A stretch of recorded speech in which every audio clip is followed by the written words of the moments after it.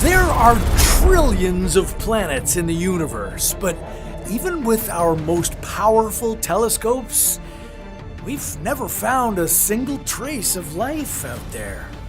And no alien civilizations ever found us. It could be we're just not advanced enough to be noticed, or we're looking for the wrong things. So it's time to upgrade, make some interstellar noise, build some megastructures, megascopes, and find out whether we're actually alone in the universe. Today, we're going to speed up Earth's evolution and become an intergalactic Type 3 civilization on the Kardashev Scale. That is, if we don't go extinct first. Of course, to become a Type 3 civilization, well, we'll need to reach Type 1 status first, because currently we are... that's right, 0.73. The scientists ran advanced machine learning computations a couple years ago, and the math said that's where we are on the Kardashev Scale, which doesn't sound very impressive. Now, if you're wondering, what the heck is a Kardashev, and what's their scale, and what does it have to do with civilization? Well, that's completely fair, so let's back it up. The Kardashev at the heart of the Kardashev Scale is Nikolai Kardashev. He was an astrophysicist and scientist, part of a team looking for extraterrestrial signals in the 1960s. In 1964, he wrote a short, elegant paper, Transmission of Information by Extraterrestrial Civilizations. It proposed that signs of life strong enough to cut through the universe's noise required civilizations that controlled and used staggering amounts of power to generate that much information, typically going out into the universe as radio signals.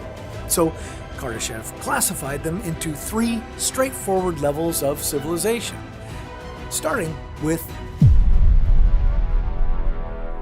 Kardashev described the Type 1 civilization as a civilization that controlled and used all the energy resources of its entire planet. In our case, that would be harnessing and using all the energy on Earth, so solar, wind, geothermal, fossil fuels, tidal energy, nuclear energy, fidget spinners, all of it. A Type 1 civilization would have full control over its domain. Control over weather, over the power of tectonic plates, volcanoes, earthquakes. Clearly, this requires technology that's far beyond where we are currently. So, we're moving slowly toward Type 1. Very slowly. Recent studies predict that we'll barely reach 3/4 of Type 1 by the year 2060, and it could take another 300 years after that, or more, to actually reach a full Type 1 civilization status. Which means, yeah, you're gonna have to put up with bad weather for a while. Now, if you're thinking, hey, I'd like to be around when we get better weather, how can we speed this thing up? Well, good question.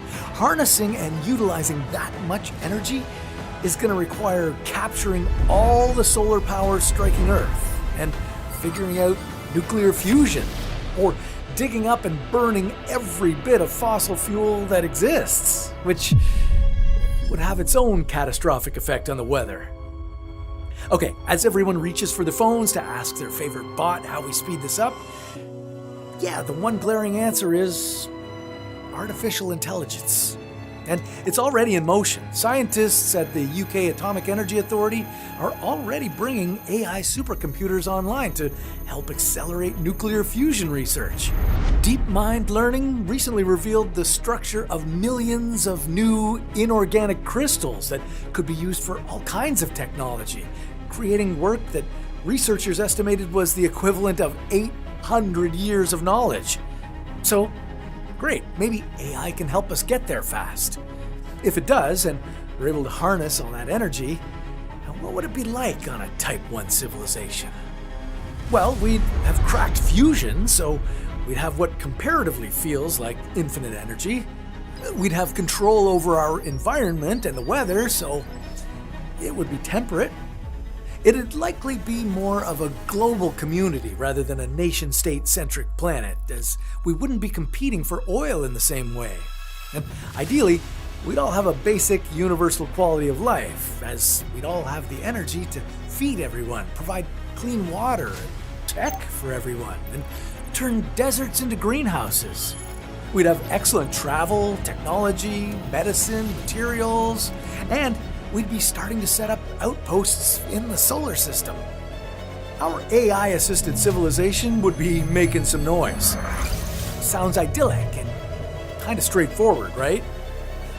The Industrial Revolution took a few hundred years to get us to this point, so if it's only going to take a few hundred more AI-assisted years to become a stellar superpower, that raises another question.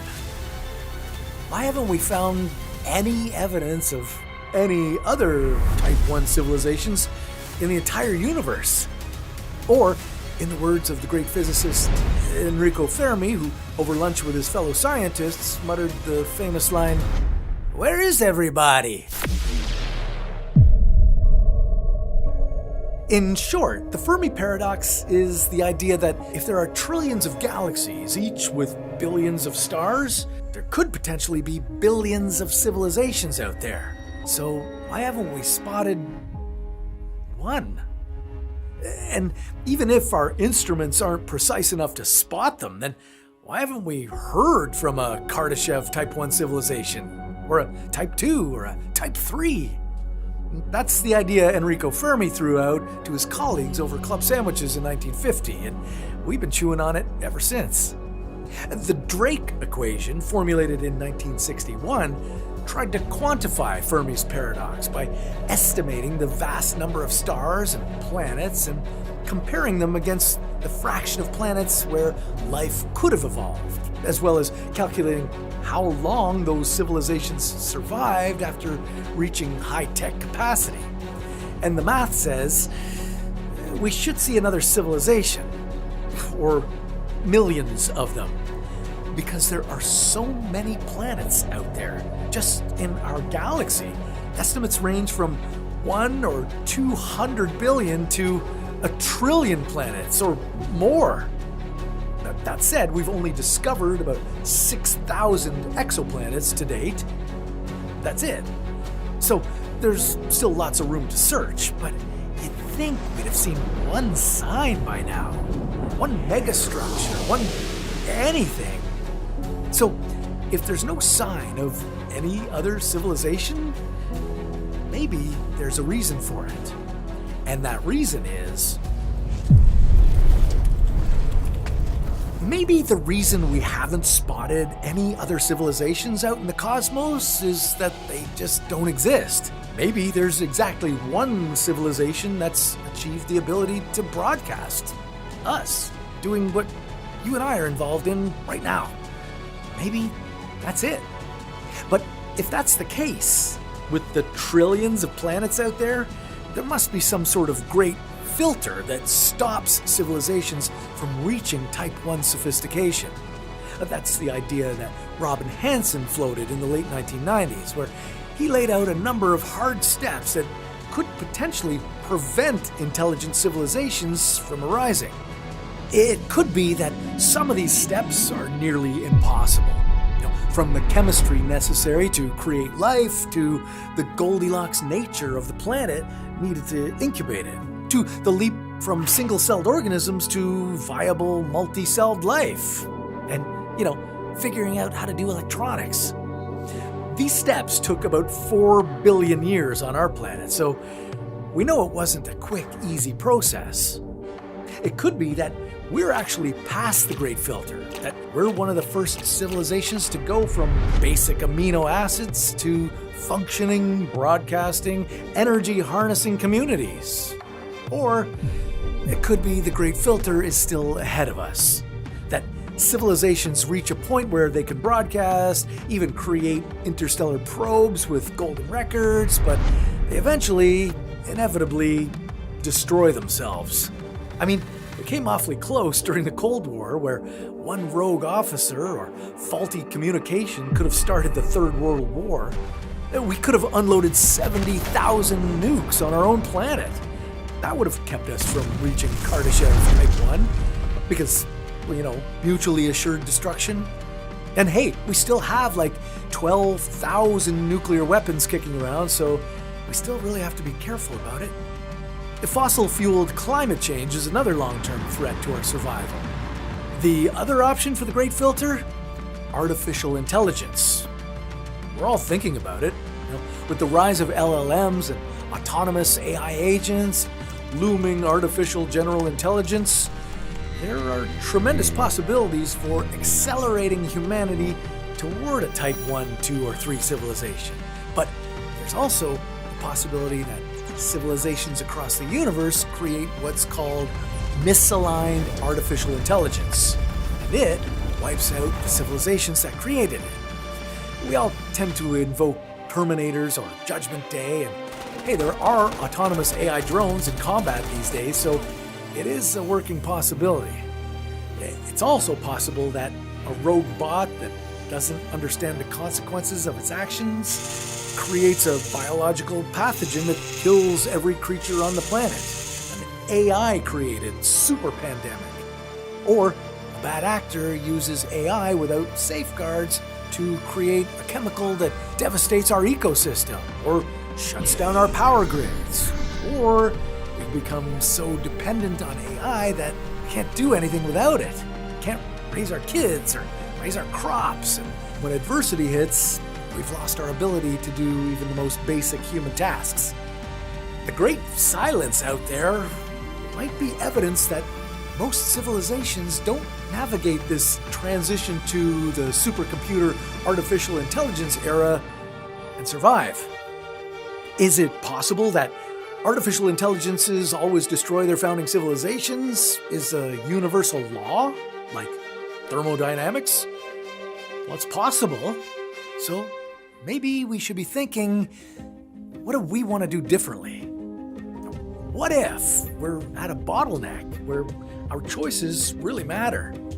The way we work with AI, the constraints, the oversight, the laws around AI usage and development, they could all be critical to whether a civilization, let's face it, our civilization, makes it to 0.75 on the Kardashev Scale, let alone Type 1. What if a civilization's foresight regarding AI capabilities is what determines whether or not it makes it to the next Kardashev level? Remember that open letter a couple years back that all the computer scientists and godfathers of AI signed, asking for a 6-month pause on AI training? With people as diverse as Jeffrey Hinton, Elon Musk saying it was time for sober second thought? Maybe it's that kind of community-minded thinking, of societal resilience, which makes better choices in regulating the types of AI that are built. Maybe that's what allows a civilization to survive. Or, as some scientists have noted, it would be safer to focus on building narrower, tool-like AIs, instead of building wide-functioning, agentic AI that can do almost anything. Maybe specific types of AI with built-in guardrails and guidelines can help us become incredibly productive and reach Type 1 without wiping ourselves out. It's possible. If so, and if we can avoid an AI-driven Great Filter, then maybe it helps us reach. Now, if our civilization is careful and thoughtful enough to overcome the Great Filter of AI, humanity would eventually progress to a Type 2 civilization. To reach Type 2, the decisions we make this decade will have a butterfly effect that will impact untold future generations of humanity. Because AI isn't slowing down, it's accelerating. In just the last 6 months, we've seen a 50% increase in AI usage per day. Personally, I want to see what comes out of a Type 2 civilization. Kardashev described it as a civilization capable of harnessing the energy radiated by its own star. So we'd have the full power of the sun at our disposal. How much energy is that? Well, Take every power plant, every solar panel, every ounce of energy we produce on Earth in a day, and you wouldn't even be close to matching the sun. Now, collect that energy for an entire year, and then do that again for another 639,000 more years? Well, then, and only then, would you match the total energy that the sun kicks out every single second. Yeah, Type 2 civilizations are pretty hungry. It would require a lot of building to get to that point. We're talking about creating mega constructs around the sun, designed to capture its phenomenal power. Just the amount of raw material it would take. We might be talking about strip mining Mercury or Mars down to the core to build Dyson spheres or Dyson swarms. If you're a science junkie like most of us, well, you've probably heard of a Dyson sphere. It's not a new kind of vacuum. It's basically a theoretical metal ball that civilizations would build around their star to capture all the starlight. Freeman Dyson cooked up the idea in 1960, saying, within a few thousand years of industrial development, any intelligent species should be found occupying an artificial biosphere which completely surrounds its parent star. The idea has led to all kinds of sci-fi novels, movies, along with deep research on the actual engineering. Maybe a Dyson sphere isn't possible to start, but maybe a Dyson swarm could be. Imagine millions or billions of satellites in orbit around the sun, capturing and focusing its power. Or we might be able to build a stellar engine, a massive sphere or disk that captures the energy of the sun and uses it to move the entire solar system. Or gargantuan, phenomenally powered laser arrays that could be used to move asteroids or trans-Neptunian objects around the solar system for raw materials. Need some water? Well, zap that incoming comet. It all sounds crazy, but these things were pure science fiction 60 years ago when they were props in the original Star Trek. I'm just saying, speculative science matters because here we are, able to communicate worldwide with the flick of a button. Does that make William Shatner the father of modern telecommunications? Now, these Dyson swarms and stellar engines aren't going to happen overnight. Even with cooperative AI, it's going to take at least a couple of thousand years. And by that point, humans and our AI agents could be melding. Yeah, well, if we're going to survive in space, we'll have to be genetically modified, and quite possibly directly interfacing with technology as we strive to reach a Type 3 civilization is a theoretical civilization that's in possession of energy on the scale of its own galaxy. So, for us to reach Type 3, we'd have to harness the power of all 100 billion stars in the entire Milky Way, and the black hole at the center of it, Sagittarius A star, using theoretical constructs like a magnetic harness or some system yet to be discovered to capture the energy found in the black hole's accretion disk. Massive Dyson swarms and stellar engines would have the ability to push stars closer together to better capture and utilize their energy. They'd be controlled by other theoretical structures. Supercomputers like Matryoshka brains, giant computers the size of a solar system, powered by trillions of humans who've uploaded their minds to the computers. That's mega structures. Omega structures. I just made that up. But if you want to lump me in with Kardashev and Dyson, that's fine. We could build megascopes to look for other civilizations across the universe, which would help put Fermi's worries to rest and find out whether humanity really is the first species to get past the Great Filter. Now, even with the help of benevolent AI, this stage would take hundreds of thousands or millions of years, and we'd still be constrained by the speed of light. Even if we built tech that can achieve near light speed, The Milky Way is a minimum of 100,000 light years across, so it'd take a long time just to stretch our presence throughout the stars. It's possible we could use von Neumann probes to spread across the galaxy.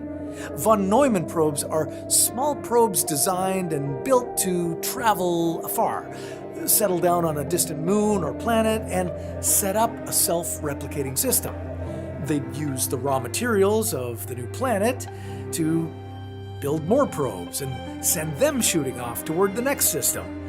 Once a civilization has reached Type 2 or Type 3, covering an entire galaxy with its footprint, it doesn't take that long in the cosmic scale of things, which is why it's weird that we haven't seen anyone else do it. Soon, humans would have their representatives hurtling across the entire galaxy and heading into the next, Andromeda. It's only a couple 100 million light years away. Now, you notice I said representatives. Look, if Earth becomes a Type 3 civilization, maybe the first Type 3 civilization, it's hard to conceive how it does this with humans and machines as we know them today. We'd likely be a mix of human and machine, some sort of deeply interconnected galactic internet super beings out there creating that massive radio signal. And whatever we could think of, we'd probably be able to do it through a hybrid of artificial and natural intelligence. But getting there means learning to work with artificial intelligence to avoid any possible great filter threats that it might present. The year is 2126, and you're watching the Earth rise on a new day from the comfort of your home on the moon. NASA just wrapped phase 1 of building the first city on the moon, and while everyone talks expansion and new architecture, it's still the most lethal environment humans have ever faced. You thought Antarctica was tough. Well, at least it had oxygen. Today, you're going to deep dive into our potential future and experience the reality of living on the moon. And spoiler alert, it's treacherous. This morning, you're taking the monorail out to your gig at the solar farms. Yeah, on the moon, everything has to have power, and solar panels are big, flat things that pack up and ship nicely. This is your first real outside gig, rewiring solar panels powering Luna Prime, and inspecting the ancient radioactive heater units. And you're stoked. This is an exciting time to be a loony. But that title isn't unearned. You've got to be a little crazy to live here. It's extra deadly without any shelter overhead. Micrometeorites fly faster than sniper bullets, and a single tiny asteroid going 50 miles a second can puncture your oxygen tank, crack your helmet open, or put a hole right through the middle of your skull. Every job up here is dangerous work, and humanity's needed to overcome a staggering number of threats just to stay alive. To start, at the moon's equator, there are 14 days of darkness a month. Ugh, scary. And cold. Yeah, let me tell you about the temperature differences. It can reach 127 degrees Celsius in the sunshine, but in the shadows, it plunges to minus 173 degrees Celsius. You ever try starting a car at minus 30? Yeah, this is way, way worse. Plus, there's barely any atmosphere or magnetosphere, which means no protection from the sun's radiation. An abrupt solar flare can shred your DNA to ribbons. There's no air, nothing to eat, and few resupplies. But it's 2126, and humanity's figured out technical answers to most of these problems. But why? Why would anyone go through hell to build a city on the moon? Because everyone who lives up here, you included, is crazy enough to see this moon base for what it really is. a gateway to the universe. Every day feels like history, staging a flight to Mars, the belt, or beyond, or inward. Literally, everywhere in the solar system is hundreds of times easier if we start the journey with a full tank from the moon. And why is that the case? Well, those small steps of Neil Armstrong and Buzz Aldrin are the answer. Low gravity. To launch a rocket from Earth today, you need to achieve 35,000 kilometers per hour, 22,000 miles per hour, and that's just to get into low Earth orbit. To achieve that speed, 90% of the rocket's weight is fuel. Imagine if you had to fill 9 extra cars worth of fuel for your car just to leave your driveway. But on the moon, you're walking around in 16% Earth's gravity. Any launches you make from the moon are therefore 84% easier. And not only that, but with no atmosphere, new launch technologies can be feasible options. Like a railgun that uses electromagnets to accelerate your payload into orbit. It's been an astonishing feat of engineering just to get to this stage. To survive, the city needs constant power, oxygen, and water. Plus comms and server barns, all encased in buildings that can survive extreme environments and store energy. Luna is not just a city, it's a life support system. And every day, there's always the possibility that the pulse of the city could flatline because one computer glitch sends all the oxygen out the back door. Terrifying. And what about gravity? Well, doesn't living in low gravity hurt the human body over long periods of time? Well, stick around till the end of the video to see the details of how you solve that. So, how does this city actually survive up here?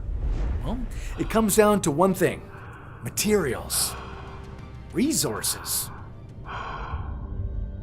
So, all NASA's had to figure out in the last century is how to safely duplicate what we have on Earth: air, water, food, heat, shelter, and not going crazy. Going crazy might not seem like a huge risk. You're out here for an adventure after all, but cabin fever is real. In 2011, the Mars 500 project simulated what it would be like for a year-long voyage to the Red Planet, with crew members undergoing realistic conditions. No real-time communication with family, limited entertainment options, and limited living quarters. At first, the trip was pleasant, with participants all enjoying each other's company. The return trip, however, basically had all participants keeping to themselves. A social ghost ship, and that was only after 1 year of a 500-day planned mission. You're up here on the moon permanently. Now, as you wander from solar panels to the original heater units, which are 95 years old at this point, you wonder, how the heck did they go from a crater to a self-sustaining city? Well, it all started back in the 30s, the 2030s, when NASA built its first habitats on the moon, if you could call them that. Now, you've lived in Luna Prime for 10 years now, so you've done all the touristy stuff, including the historical tour. The first living quarters looked like 4 thermoses welded together with bottle caps. Now, of course, the idea of living on the moon started way before that. People have been spinning stories about it since we were munching mammoths around the campfire. Those sci-fi tales from H.G. Wells to Heinlein became reality when Armstrong and Aldrin touched down in 1969. Yeah, they famously walked on the moon, but they also lived on the moon for 21 hours. Sure, it was in a lander with about 8 feet of living space, but the 2 astronauts did report eating and attempting a brief nap. In 1972, after Apollo 17, humans stopped going to the moon for a little while. But in the 2000s and 2010s, a discovery was made that completely switched the narrative. Water. It was discovered in the lunar soil. This made establishing a permanent base a lot more feasible, because we humans need that water. Plans were drawn up to return to the moon and establish habitats. In 2026, the now legendary Artemis II mission became the first crewed flight around the moon in 50 years, firing up humanity's imagination for a moon landing in 2028. And by the early 2030s, NASA had people living on the moon, at least part-time. To start, they lived like Buzz and Neil, sleeping in their human landing systems, which don't sound like a nice place to attempt a nap. But eventually, those blow-up thermos-style habitats became reality, creating a semi-permanent crew presence. The habitats were good at deflecting solar radiation, but the process of getting in and out of them is laborious. Suiting up and leaving the habitat takes hours because lunar regolith gets everywhere, in every gasket, every hinge, on every surface, and eventually an air leak leads to decompression. Not good. So maintenance is an essential part of moon life, unless you want to be the first grave on the moon. Within a couple of decades, once the 3D printers and water mining got going, humanity started building more permanent structures right out of the lunar regolith. Domes, all the domes. Technology already on Earth today allows lasers to weld the lunar regolith together to create a form of moon concrete. It uses a process similar to powder bed fusion, where it melts the regolith powder into a molten state, which then recrystallizes into structural ceramic. Moon laser habitats, yeah! By the time you arrived, Luna Prime was housing over 1 million people, with better transit than most Earth cities.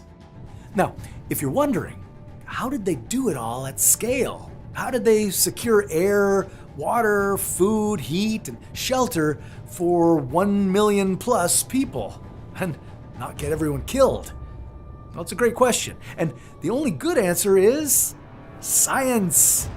Well, technology and human ingenuity in the face of overwhelming odds. And science. It was fitting that NASA chose to build Luna Prime on the Shackleton de Gerlache Ridge near Shackleton Crater, named after the intrepid explorer. The ridge is located by the moon's south pole. By wisely choosing to build there, they subverted at least 3 of the most challenging problems the moon presents. First, they avoided the lethal 14-day nights that plague the moon's equator. So new loonies didn't have to spend half their lives in deadly cold darkness. At the South Pole, there's always some sunlight available. It's eerie. The sun hangs low in the horizon all the time, casting long shadows everywhere. But it's a worthwhile trade-off. To keep gear warm in those shadows, NASA brought the radioactive heater units you're checking today. Basically, pellets of plutonium in a protective container that kept machines from freezing solid. They're safe-ish, but a breached unit could give you radiation poisoning. It's still freaking plutonium.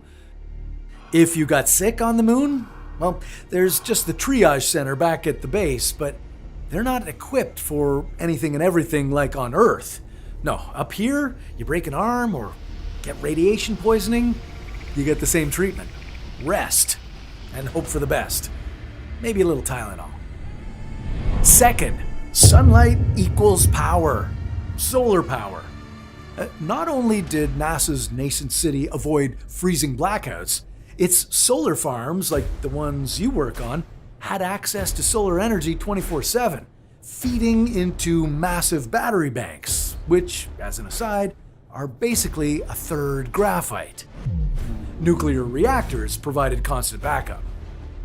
Third, there are sites of permanent darkness near the poles that never see the light of the sun deep in all those craters. Shackleton Crater is twice the depth of the Grand Canyon. I know what you're thinking. Darkness? Great. But Billions of years of permanent darkness created a unique environment that preserved volatiles. That is, ice, which equals water. Delicious, icy water. As an added bonus, there are spots on the South Pole where direct, constant communication with Earth is possible. No interruptions. By just choosing the right location, NASA gave Luna Prime a way better chance of success than perhaps anything else that it did. Soon, NASA started running regularly crewed missions to establish a semi-permanent base. They focused on getting gear to the moon's surface with their crews or through commercial lunar payload services. Basically, space couriers, which delivered rovers and moonfall drones. They also had to deliver basically every meal for every crew member, and they needed to do it for a long time. If you want to grow food on the moon, you need a lot of space, water, technology, and time. On Earth, you typically want somewhere in the range of 1/2 to 1 acre per person for a fully sustainable life, but that much land just isn't feasible to take care of on the moon. Walking around on the surface is cumbersome, and any trip or scratch of your suit is lights out. Hydroponics are one solution for growing food on the moon, vertically. In a temperature-controlled building with artificial light, low-gravity compatible plants can be grown. So, what crops could even grow in low gravity? Well, leafy greens, peas, and vegetables have all been grown in various experiments back in the days of the International Space Station. And back in 2022, Chinese researchers aboard the Tiangong space station grew rice grains for their complete life cycles, from seed to grain and all the way back to seed again. That's an important step because getting anything, even seeds, to the moon is extremely costly. In 2026, Astrobotic quoted $1.2 million per kilogram to get something to the moon. And you don't want to be shipping carrot seeds for the next 20 years. If you can propagate and replant your harvest, well, now you're in business. Moon business. After a few decades of living in thermoses and with enough tools to start building, your grandparents really tackled mass shelter. And that's where all those domes built from moon dirt, regolith, came from. Lunar regolith is a pain. Sharp, sticks to everything, but it's a surprisingly useful building block full of oxygen, silicon, iron, and aluminum. That provides glass and metal for the domes. Why is it always domes on the moon? Well, on the moon, everything needs to be pressurized, and domes are the most stable architecture for pressurized environments. So, humans started making bricks and 3D printing domes out of regolith concrete, mined iron, aluminum, and silicon. Habitats were heavily shielded to protect loonies from micrometeorites and the deadly irradiating solar wind. After a few more decades, humanity had domes, plus oxygen, power, food, and once mining operations in the craters took off, water. So, with all that widely available, NASA started bringing people up to live on a more permanent basis. Lunar space elevators made getting people back and forth more feasible. Some people rotated through a year at a time, but some stayed. Eventually, the habitat became a village, then a town, and then a city. And to be clear, it wasn't the only one. Down the road, China built its own city on the Sverdrup-Henson crater. India and Russia also built nearby. The Artemis project involved the Canadian, Japanese, and European space agencies from the early days, so Luna Prime always had a significant international presence. Fortunately, the moon, like Antarctica and the International Space Station before it, is generally cooperative. Mostly by necessity. Everybody knows they're in a precarious situation together. Plus, real armed combat is phenomenally deadly in pressurized habitats. If there was ever an incident or a shootout, well, let's just say the general rule is guns in space equal habitat decompression. Oxygen tank explosions, fires, and everybody dies. And as the population of scientists and techs grew, well, they soon started to need other specialists, doctors, nurses, teachers. Yeah, that's right, kids started appearing, as they do when people congregate. In your day, it's no big deal when kids are born on the moon, but that said, humans didn't evolve to live in low gravity, so health problems are abundant. The only solution is to add gravity back. Luna Prime has exercise gyms in spinning centrifuge-like habitats that simulate Earth's gravity. Residences are similarly built to keep people from suffering the worst effects of low G. The diameter needed to sustain comfortable living conditions in Earth-like gravity isn't even that large. According to a NASA study completed in 2015, only about 1.5 kilometers spinning at 1 revolution per minute. Any smaller than that, and your head experiences significantly less gravity than your feet do, so bending over and turning around become nauseating experiences. Though with enough spin-up time, people could survive in habitats that are as small as 50 meters, spinning at 6 revolutions per minute. You don't, but it is theoretically possible. Living in tight, regulated quarters with the potential for death on the other side of every wall isn't for everyone. But you love it. You used to be terrified of the micrometeorites that you can see have hit the lunar surface, but you've never actually seen one. It feels like a distant fear now, though it's not really something that'll happen to you. And you love being on the surface of the moon. It's like being a couple hours drive outside the city and looking up at the crystal clear night sky. It's just you and the stars, looking up into the totality of the universe. Because the moon has no atmosphere, night and day have no difference when you look up in the sky. It's always black, always starry, and since the moon is tidally locked with Earth, you always get to see your homeworld whenever you want. Just look up. As you check the old heaters and scuffle over the footsteps of those techs and astronauts who established Luna Prime, well, you can't help but appreciate their work. And imagine what it was like way back in 2026, after Artemis II. The world is at a tipping point, finally planning to go back to the moon for the first time in 50 years. Within a decade, NASA and its fellow space agencies would build a base on the moon that would signal the potential exploration of the solar system, of the universe, to the whole of planet Earth. You imagine what it would be like to look up at the night sky for the first time in the mid-2030s and see another world with the lights on. Sure, there are times you miss Earth and wish you could just order a burger and go outside, but it's worth it to be part of the grand human exploration of the galaxy. At What If, we grapple with some heavy questions like, are we alone in the universe? And what if we nuked every planet in the solar system? Now, there are over 12,000 nuclear warheads on Earth. Maybe it's not enough to destroy Jupiter, but we did the math, and we'll get to just how many nukes it would take to destroy the iconic gas giant. And if you're wondering why we would ever do that, well, this isn't why if, it's what if. Why do we do all kinds of crazy things? Why do we climb mountains, or fly to the moon, or nuke Mercury? Because it's there. Speaking of nuking Mercury, shall we get down to business? And by business, I mean nuking every planet in the solar system? Let's do it.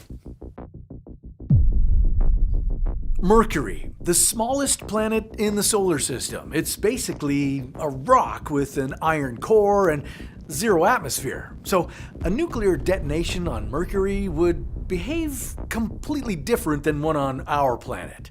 When we think about the raw, destructive power of a nuclear weapon, we think about how they work here on Earth. Their devastating power and impact on human lives come largely from their effect on Earth's atmosphere.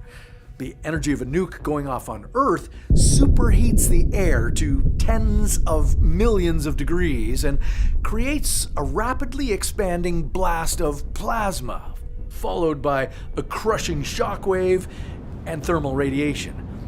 Mercury has no atmosphere, so when a nuclear bomb goes off on its surface, there's nothing to carry the deadly pressure wave.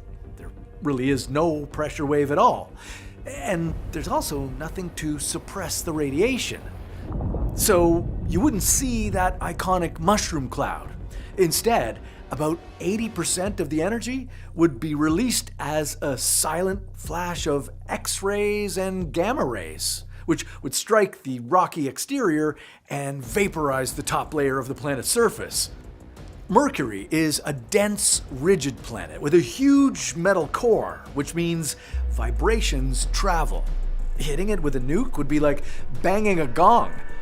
A 50 megaton blast, which is the biggest humans have ever set off, would cause the entire planet to seismically ring like a bell for hours after the explosion. And because Mercury is relatively small, the seismic waves would ripple around it and meet up at the exact opposite side of the planet. This could trigger landslides or crack the crust thousands of miles away from the actual blast site, sending giant chunks of Mercury hurtling into space toward the next planet, Venus. Venus. Now, going from nuking Mercury to nuking Venus is going from one atmospheric extreme to another. Like zero atmosphere to all the atmosphere. In some ways, we've tested this before. You see, detonating a nuclear bomb on Venus would be similar to setting one off at the bottom of the ocean. The atmosphere is so dense on Venus that it behaves more like thick liquid than air. At its surface, Venus has 92 times the atmospheric pressure of Earth. That's in line with the pressure 920 meters underwater. That's 3,000 feet underwater. And believe it or not, humans once thought it would be a good idea to nuke the ocean. Way back in May of 1955, American forces performed Operation Wigwam to find out what happens when you detonate an atomic weapon a couple thousand feet underwater. They used a relatively small 30 kiloton fission bomb, the older, original type of atomic weapon. Spoiler alert, it still kills everything underwater, including submarines. Big explosion. It was so dangerous that they never repeated the test. That said, Venus's ocean-like atmosphere is 100 kilometers deep, 60 miles deep. Setting off a big modern fusion bomb, the more powerful thermonuclear weapon on the surface of Venus, would create an insane amount of pressure at the point of explosion. But the actual footprint of destruction would be tiny compared to on Earth. The pressure in the atmosphere would essentially suppress the blast. And Venus's atmosphere is already so hot, even our biggest bombs wouldn't nudge up the global temperature. It'd be like throwing a lit match into a house fire.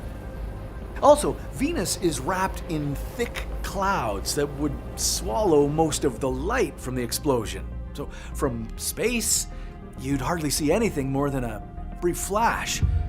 Instead, the explosion would create a bubble of plasma in the sky, which would be crushed and cooled by the high-pressure environment almost instantly. Basically, Venus's atmosphere would swallow the nuke. But what about a celestial body a little closer to home? The moon. Nuking the moon is similar to nuking Mercury, except we'd have a way better view of it. With no atmosphere, a nuclear explosion would be completely silent, and there'd be no mushroom cloud and no shockwave. There would be a blast of X-rays and gamma rays vaporizing the surface. What would be different? Well, it would send clouds of regolith everywhere, right at the point of the explosion, and in all likelihood, all around the moon. Yeah, the power of the explosion would ripple around the moon in seismic waves because the moon doesn't absorb energy like Earth does. It would essentially ring for hours, creating massive dust clouds. Now, we know how explosions affect the moon because, well, naturally, humans have already bombed the moon. Sure, we haven't nuked it, but back in the Apollo era, astronauts brought grenade launchers with them and set them up to fire mortar shells at the moon. Now, to be fair, this wasn't like nuking the ocean. This was done as part of a series of seismic experiments to understand the moon's geology. But yeah, grenade launchers on the moon? That's nuts. Now, maybe it grew out of the US Air Force's plan in the early 1950s to actually nuke the moon. Yeah, humans once planned to fire a hydrogen bomb at the moon as a show of force. Apparently, our guy Carl Sagan worked on the project early in his career. That's also crazy. At least if we nuked the moon at night, we'd get a show. For a brief second, that nuclear blast would look like a brilliant new star in the sky, brighter than Venus. Now, what if we nuked something right in our own backyard? Earth. Yeah, Earth. Sadly, we already know a lot about what happens when we nuke Earth. Humans have set off a lot of nuclear bombs in our history. Only 2 have ever been used in warfare, in Hiroshima and Nagasaki, to devastating effect, killing over 100,000 people. But did you know that over 2,000 nuclear weapons have been detonated on Earth during weapons tests? Yeah, that's right. We've nuked our Earth 2,000 times. From the depths of the ocean right into the thermosphere. We already know what nuking our planet looks like. I mean, if you caught the opening weekend of Barbenheimer, you probably have a good sense of it. We've unleashed nukes as big as 50 megatons on our planet. That would be the notorious Tsar Bomba. It was 3,300 times more powerful than the bomb that struck Hiroshima. We've even nuked our own planet from space. Within a year of the Tsar Bomba explosion, the US lit up the sky over the Pacific with Operation Starfish Prime. This test detonated a 1.4 megaton nuke, flooding the upper atmosphere with radiation and knocking out power to most of Hawaii. If we set off modern nuclear weapons in that stretch today, we'd likely fry most of our electronics, destroy a huge chunk of our satellites, and make low Earth orbit a radioactive no-go zone for decades. Fortunately, we've generally stopped testing nukes on ourselves. Outside of a few tests by North Korea, we ceased testing nuclear weapons in the 1990s, and we've actually gotten rid of a good chunk of them. But there are still more than 12,000 nukes out there. So, what if we launched all of our weapons at Earth? Well, it goes without saying it would be a total disaster for human civilization and for the environment. Massive shockwaves and nuclear winters, but the planet itself wouldn't flinch. It would take billions upon billions of megaton bombs to put Earth in any danger of blowing up. If we set off all our nukes at once in one location, well, it would create a stupendous explosion, leaving a huge crater 10 kilometers wide, 2 kilometers deep. It would still cause a nuclear winter, but Earth itself would be perfectly safe from our entire arsenal. Mars. Now, when we're not nuking ourselves, there have been some thought experiments put forward with the idea of nuking our red neighbor, Mars. Why? Well, in order to melt down the carbon dioxide in its polar ice caps and kickstart the greenhouse warming effect to make the place more habitable. So, what if we dropped a Tsar Bomba-sized weapon somewhere around the Martian poles? If the idea is to warm the place up, then the plan would backfire dramatically. Mars is dusty, cold, and it has an atmosphere. A nuclear explosion would create a sizable shockwave, along with seismic waves that would kick up so much dust into the thin atmosphere that it would block out the sun, creating a nuclear winter that would make Mars even colder than before. And it wouldn't release carbon dioxide in any significant quantity. You'd also be vaporizing history. The Martian ice caps are enormous time capsules containing ancient climate records and possibly the chemical building blocks for life. A nuclear strike would destroy all that scientific data forever. It could also kill the rovers, and we love the rovers. So, Elon, please don't nuke Mars. Jupiter. Now, if you're gonna nuke a planet, nuke Jupiter. It's used to it. Or at least it's used to getting hit by asteroids and comets, because it's just so darn big, everything hits it. In fact, we already know what happens when something hits Jupiter with nuclear weapon level impact, because it happened back in 1993. We'll get to that in a moment, but first, what if we hit it with everything we've got right now? Well, if we packed all 12,000 nukes onto one supersized spaceship and detonated them, it would look kind of like this. Womp womp. The explosion would create a temporary, localized hot bubble in the upper atmosphere. Because this planet has no solid surface to create a shockwave against, the energy would ripple outwards in a wave and dissipate into the surrounding gas. A few seconds later, the violent, thousands of miles deep storms of Jupiter would swallow the bubble. Now, if we dropped it any further inside the planet, it would be the same story, but the fireball would be squashed into a tiny sphere by Jupiter's intense pressure. Now, I promised I'd answer that question. How many nukes would it take to destroy Jupiter? Destroying a planet in astrophysics means producing enough energy to blow all of its mass completely apart so that gravity can't pull the planet back together. And that's a mind-blowing amount of energy. We think of Jupiter as just one of our space gang, but really, it's got twice the mass of the rest of the planets combined. To blow it apart, we'd somehow need to create a huge number of nukes, more than we have now, and get them to the center of Jupiter, and set them all off at the same time. But the pressure at the center of Jupiter is hundreds of millions of pounds per square inch, and the temperature is something like 24,000 degrees Celsius, 43,000 degrees Fahrenheit. You'd need a ship that could withstand unbelievable pressure and heat just to get your nukes in there. Even the guys who said, hey, let's nuke the moon, would shake their heads. And then there's the impossible number of nukes it would take to actually explode Jupiter, because it would take approximately 100 quadrillion times the total combined nuclear arsenal of Earth to blow Jupiter to smithereens. It's not happening. But what would happen if you nuked Jupiter with today's arsenal? Well, just about nothing. Jupiter shrugs. How do we know this?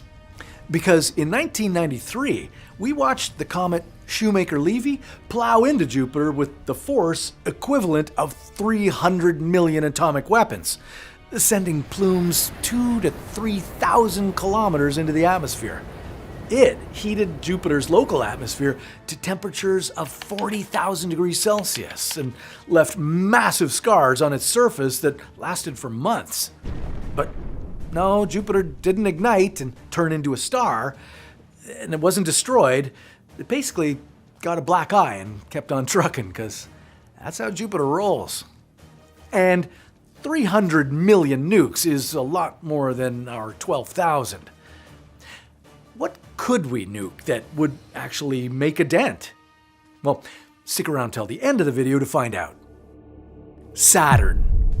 Okay, having seen what happened to Jupiter, or what didn't happen to Jupiter, you can guess what would happen if we nuked Saturn. The planet would quickly absorb the shock of the blast, and nothing else.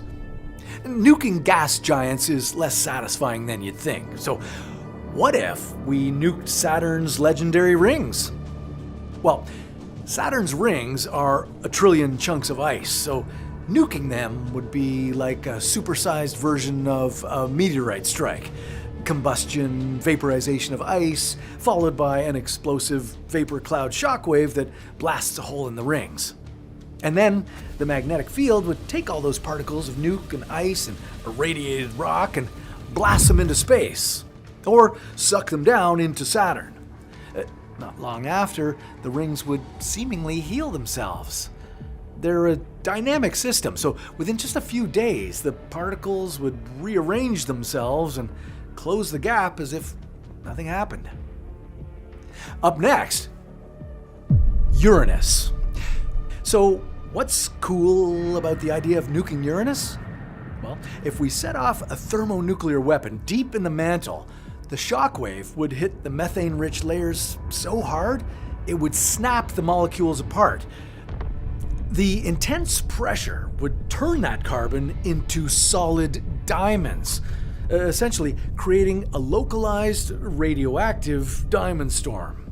And you'd get this flickering light show in completely random places across the planet that could be bright enough to be seen across the entire solar system. That's pretty cool. Neptune. The farthest planet in the solar system. If we set off a nuclear weapon this far away from Earth, it would only be visible to high-end telescopes like the Hubble or the James Webb. Now, like Uranus, Neptune is a fascinating planet with a thick gaseous atmosphere. It has layers of ice and supercritical water, and quite possibly diamond rain. Setting off nuclear bombs would just accentuate the diamond rain. Now, we know that its atmosphere is thousands of kilometers thick, so any bombs near the surface would be compressed by the pressure and make more diamond rain. You know, it's possible that there are diamonds the size of icebergs down there. But ultimately, to a planet the size of Neptune, it would hardly make a ripple. Now, what about the other fan faves from around the solar system? Well, if we hit Pluto with a nuke, it would react kind of like Mercury, except colder. There's a bigger vapor cloud because of all the incinerated ice, but there's no atmosphere, so the detonation would take on that now classic blue burst of X-ray and gamma ray energy and then quickly dissipate. Sort of like a tiny supernova pulse. What about the sun, you ask? Well, any nuclear weapon would likely melt before it could reach the surface, but if it did make it and go off, again, it's like dropping a lit cigarette into an open volcano. The sun is already a non-stop nuclear explosion. A single large X-class solar flare can release the energy of 1 billion megaton bombs all at once. And even without a flare, the sun kicks out 1 billion times more energy than the largest nuclear bomb every second. So, useless. Which is wild. It seems that nuking a planet has nowhere near the effect that we'd really want. Because even though they're the most powerful weapons ever created by humans, and phenomenally dangerous to us, they pale in comparison to the strength and resilience of the massive planets hurtling around our solar system. Now, if you really want the satisfaction of properly nuking something in the solar system, well, we'd have to aim for something much smaller. Say, a comet. Yeah, we could nuke a comet. Along with laser ablation and kinetic impactors, it's actually one of the last-ditch strategies we're working on to deflect or destroy asteroids humming their way toward Earth. Okay, now that was satisfying. Every planet has something to hide. Buried treasure worth hundreds of trillions, lost to the eons of time. But what is even out there? And if we got there to see it, what could we do with it? And if we sold it, how much would it be worth? Well, grab a shovel because today we're answering what if you mined every planet in the solar system?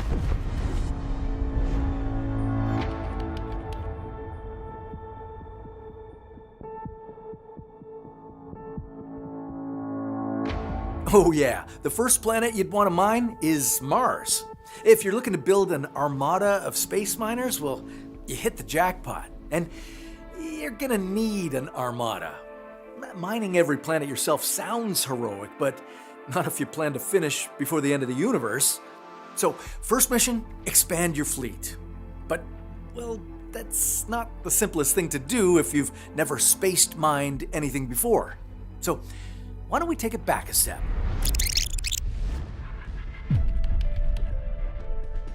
Okay, it's not a planet, but the moon is critical to humanity's expansion into the solar system and to your mining expedition.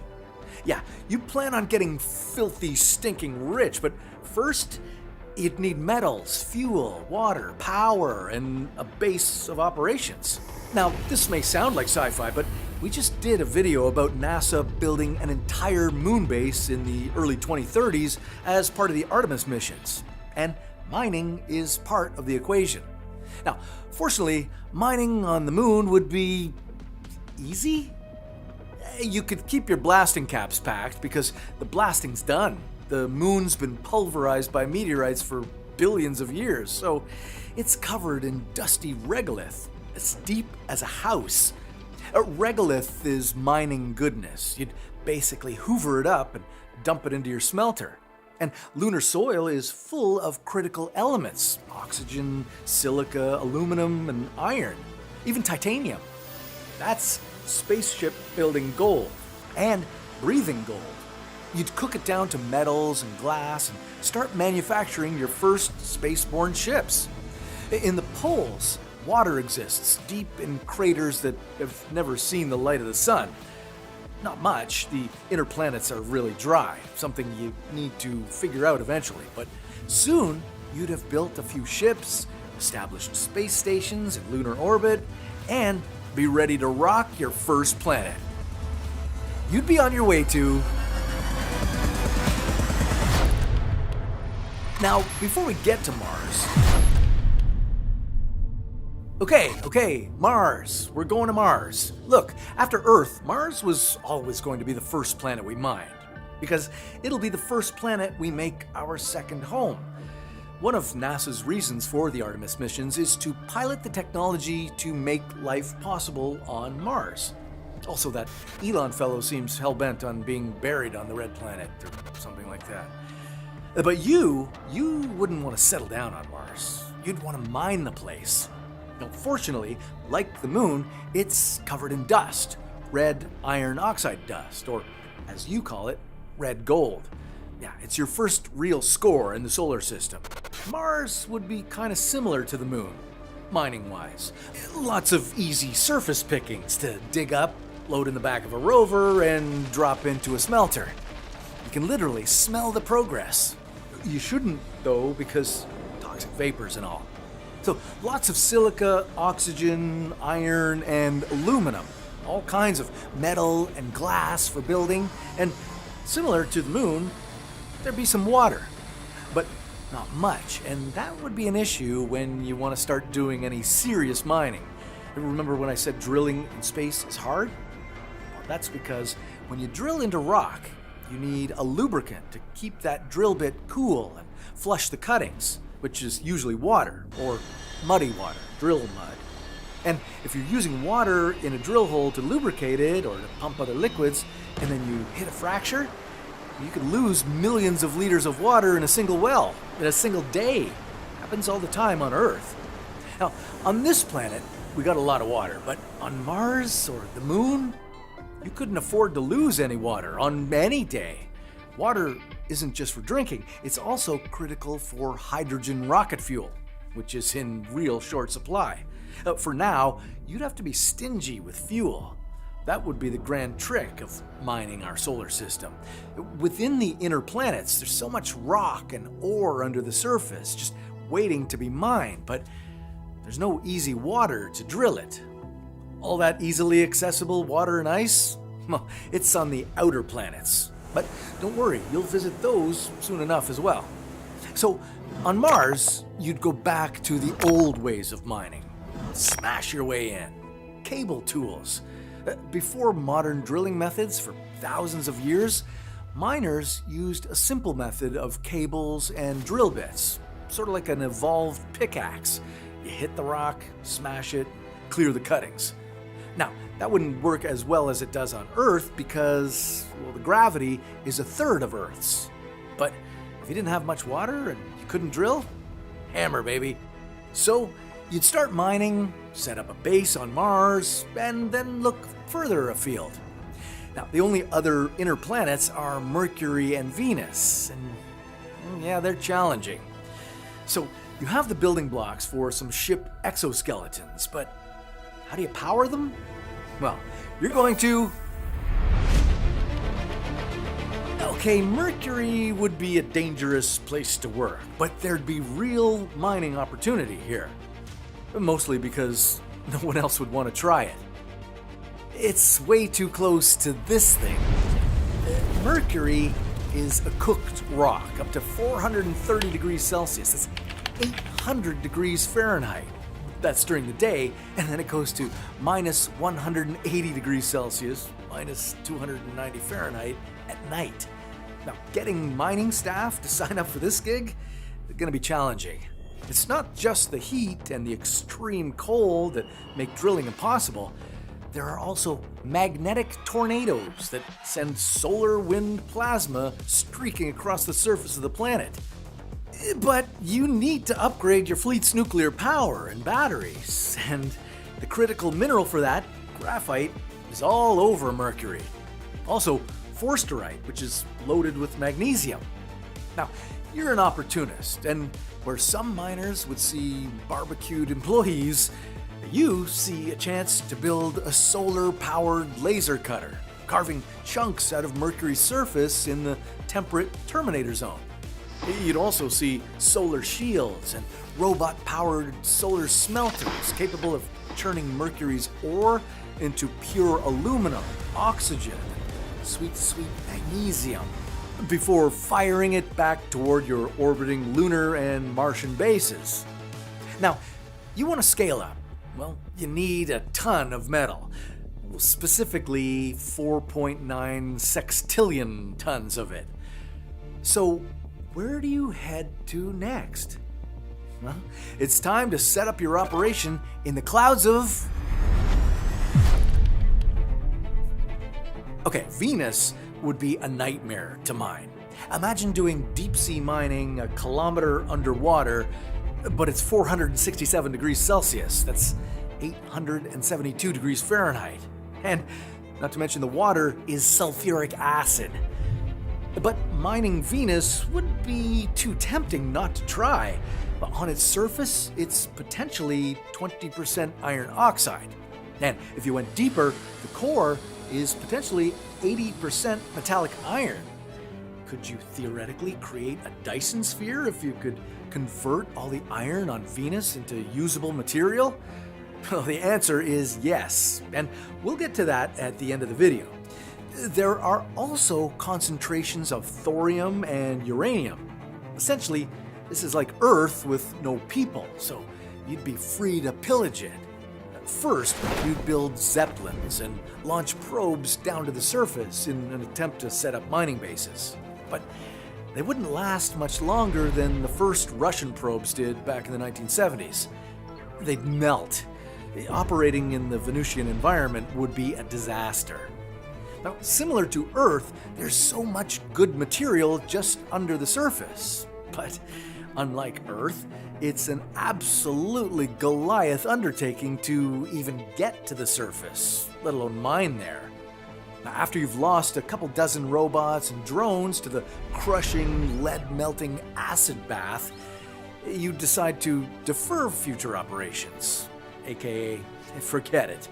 The solar system is a big place, and nearby would be one of the most enticing prospects in it.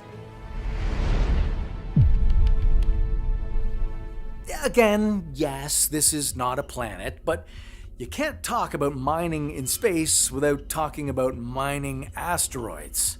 And this stretch between Mars and Jupiter, full of protoplanet cores. This is where the money's at. The asteroid belt doesn't contain that much mass, less than the moon. Formed around the same time as the planets, it never balled up into a planet because of Jupiter's immense gravity. But it's a gold mine, and in some cases, literally.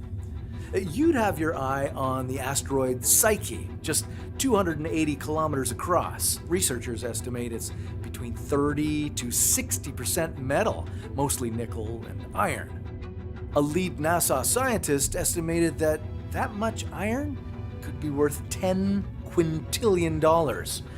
That's a 10 with 18 zeros after it. For comparison, the world's global annual economy is approximately $125 trillion. So that one asteroid alone is worth 80,000 times Earth's yearly economy. Also, M-type asteroids like Psyche often contain heavy deposits of platinum group metals, along with actual gold, which, last I checked, was worth way more than iron. If you could tow it back to Earth, safely land it, and sell it, that is. But getting stuff back to Earth? That's crazy expensive. The first retrieval mission to an asteroid cost hundreds of millions of dollars to collect exactly 122 grams of asteroid. That's like a quarter pounder, with no cheese. NASA's OSIRIS-REx mission took a full 7 years, launching in 2016, landing on the asteroid Bennu, and returning home in 2023. Yeah, 7 years for a quarter pounder. Not even supersized. So your plan? Well, you'd punch small holes into the asteroids, pack them full of explosives, and blast off chunks of rock and metal. Steer them back to your orbital smelters that are circling Mars, and use all that metal to build a bigger fleet. Now, this would have to be all highly automated at this point. The hours to move and process these items are weeks to months, so you'd need to invest the first chunk of metal into a full suite of robots and drones, because we flesh bags don't fare so well in some of space's most extreme environments. But you've hit a limit. There's not much more you can do with your primitive tools. You don't have enough fuel anymore on the inner planets to support your fleet's needs, and no water to efficiently drill on the inner planets. But that's all about to change with... Before you tackled mining the outer planets, you needed to establish mining bases, orbital smelters, and asteroid-blasting ships in the inner planets. Your supply network would stretch from Mercury to the asteroid belt, loaded with metal. But you'd need gas and liquid to drill deep, and you're tired of scraping in the dirt for rocket fuel. So it'd be time to stretch your supply line to the outer planets. Mining a gas planet? Okay, it'd be weird. It's mostly hydrogen and helium. If you tried to fly down toward the core, the pressure would crush the hull of any mining vessel. But you'd be able to skim as much gas as you wanted from Jupiter's upper atmosphere using big tanks and balloons, while avoiding as much of Jupiter's radiation as you could. This, again, would be robot territory. And then you turn to something more valuable, Jupiter's 101 moons. Yeah, Europa in particular is something you'd want to mine because, well, it's a gold mine, or rather a water mine in a parched universe. Ganymede, the largest moon in the solar system, would be attractive too. It's covered in water ice, so you could fill your tanks with as much water as you wanted. Well, as soon as you figure out how to drill through the 150-kilometer thick ice shell. But once you did, you're free to start shipping it back to Mars and the Moon. This waterline is absolutely key to your future mining of the solar system. Once you get that waterline flowing, well, then you could start drilling deep on the rocky inner planets. And you'd have rocket fuel for days. Actually, way more than days. Multiple consecutive lifetimes. Like trillions of lifetimes. Yeah, Jupiter is huge. If it had formed with only 13 times more mass, well, it would have ignited into a brown dwarf star. And then this would have been a binary star system. Now, all of Jupiter's moons have something interesting on them.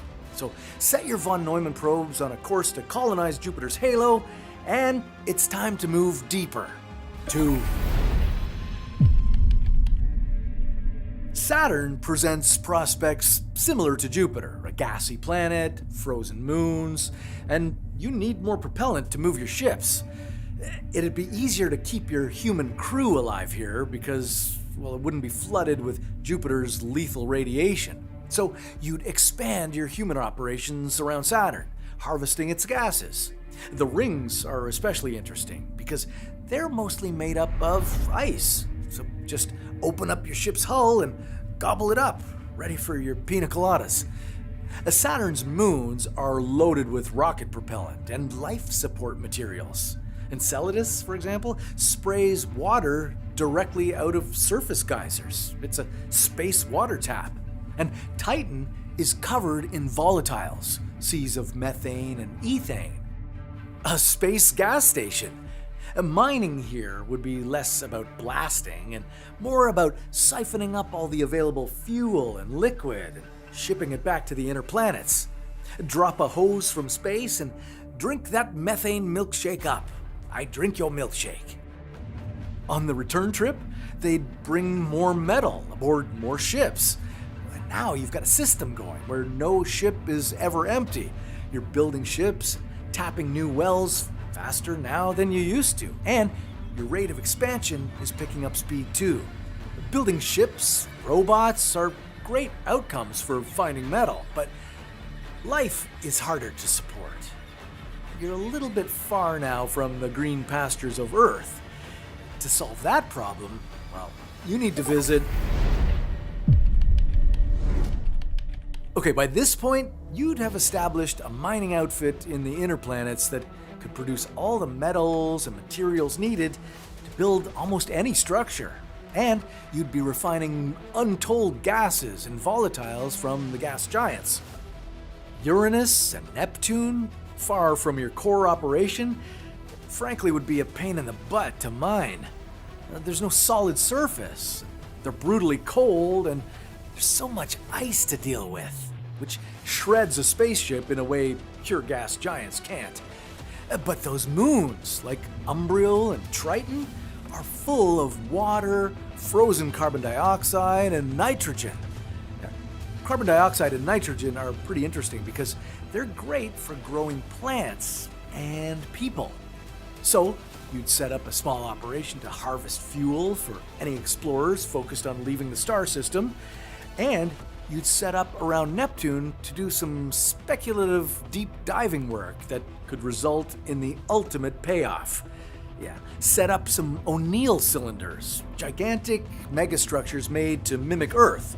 Fill them with processed dirt and fertilizers, irrigation systems, and automated harvesting robots. Yeah, this is your first mission, scraping your way into the next Kardashev level. You see, you need to farm a civilization's worth of food, so this structure needs to be the size of a moon. Now, so far, financing your expansion has been trivial, considering how much riches you've collected so far. But if you ever run into hard times, the ace up your sleeve? Deep in the heart of Neptune, it's raining diamonds. Yeah, there are iceberg-sized diamonds down there. Forget about the crushing pressure, wind, and lightning. Finding one diamond the size of an Applebee's? Yeah, that's a nice little nest egg. But at the scale you operate now, money is completely pointless. You have so much of it that the numbers aren't even understandable. Remember the Psyche asteroid worth $10 quintillion? Yeah, that's just one of potentially 2 million asteroids as big or bigger than that. So mining the asteroid belt alone would make you $10 sextillion. And the asteroid belt, by mass, is only 0.00086% of the solar system, not even including the sun. There's not enough money in the solar system to buy your resources from you anymore. So you switch your focus to your big philanthropic gesture to humanity. You'd use all the metals and fuel and the octododecaheptanonillions of dollars you made mining the solar system to fund the creation of a metallic Dyson sphere that captures the energy of the sun. A Dyson sphere is an object built around the sun, completely enclosing it and converting 100% of its radiation to energy. Then you give that near infinite energy to the people of Earth and Mars and the Venusians and the Jupiterians. We talked about strip mining Venus to find the materials for this project, but how much would that actually cover? Half the sun?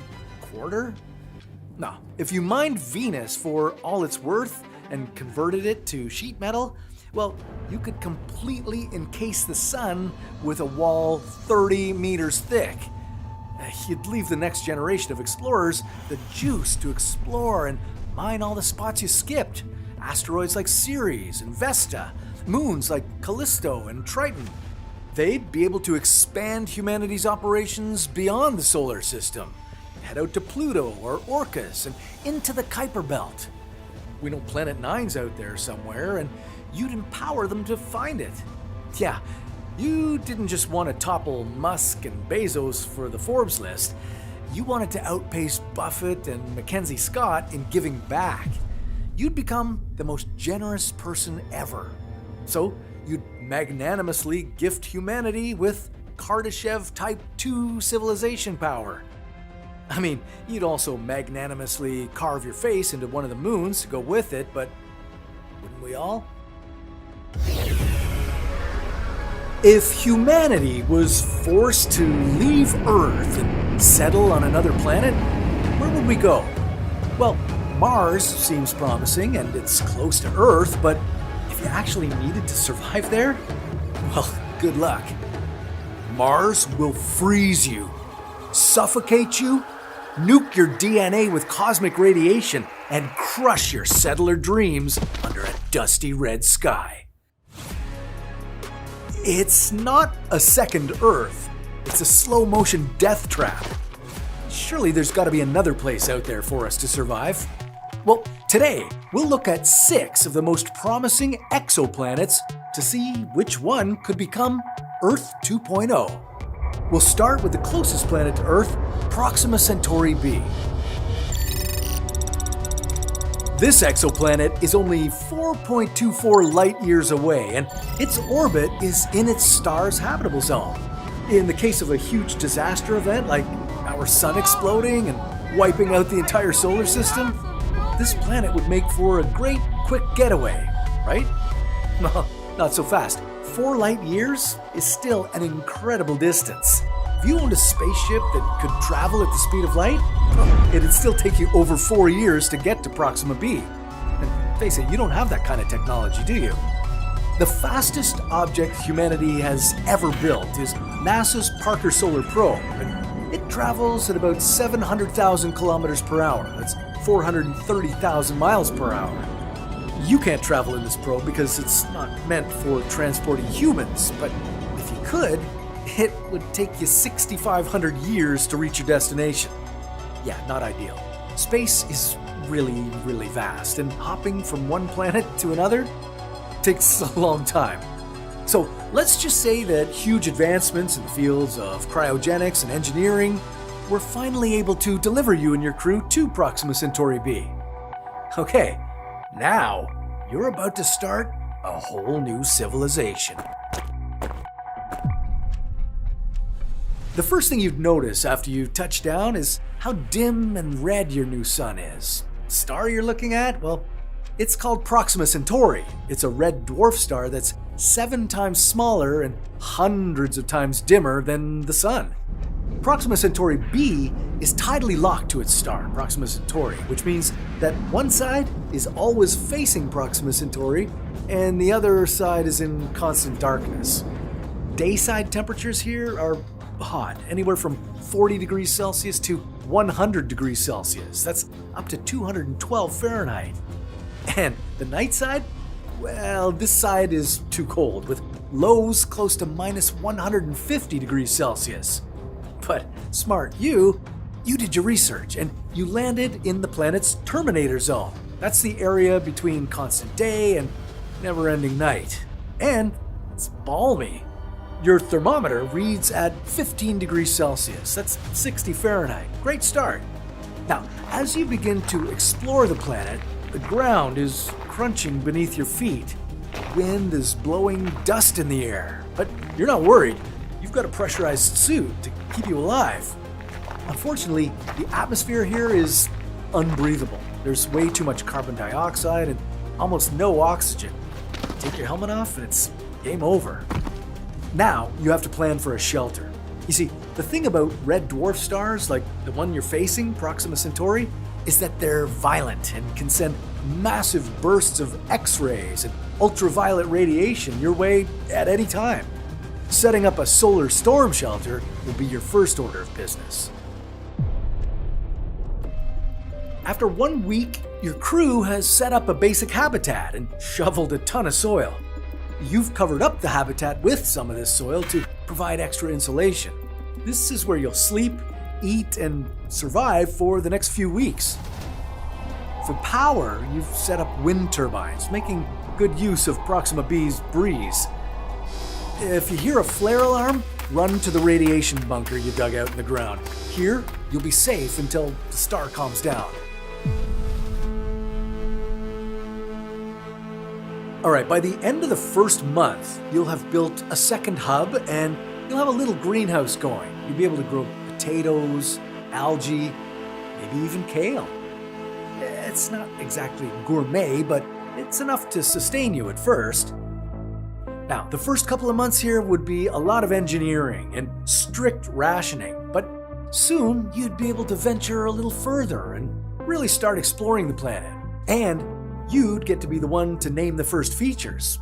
Twilight Spires, Echo Crater, Flatline Ridge. That last one is for Chase, he who dies in space.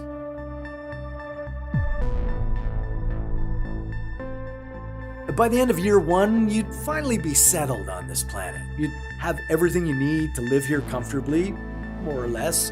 You'd have a living quarters, a lab, power grid, a radiation shelter, and the greenhouse. Your menu would expand beyond kale and potatoes to maybe something a little more tasty. Your outpost may be ugly, dusty, and constantly threatened by intense solar flares, but it works. You've made it. You live in a ribbon of twilight between fire and ice. One step too far in either direction, and you die. But you stay. You still couldn't take your helmet off or your spacesuit. The air here is still, as I said, unbreathable, but you're here for the long term. Hashtag Planet Goals.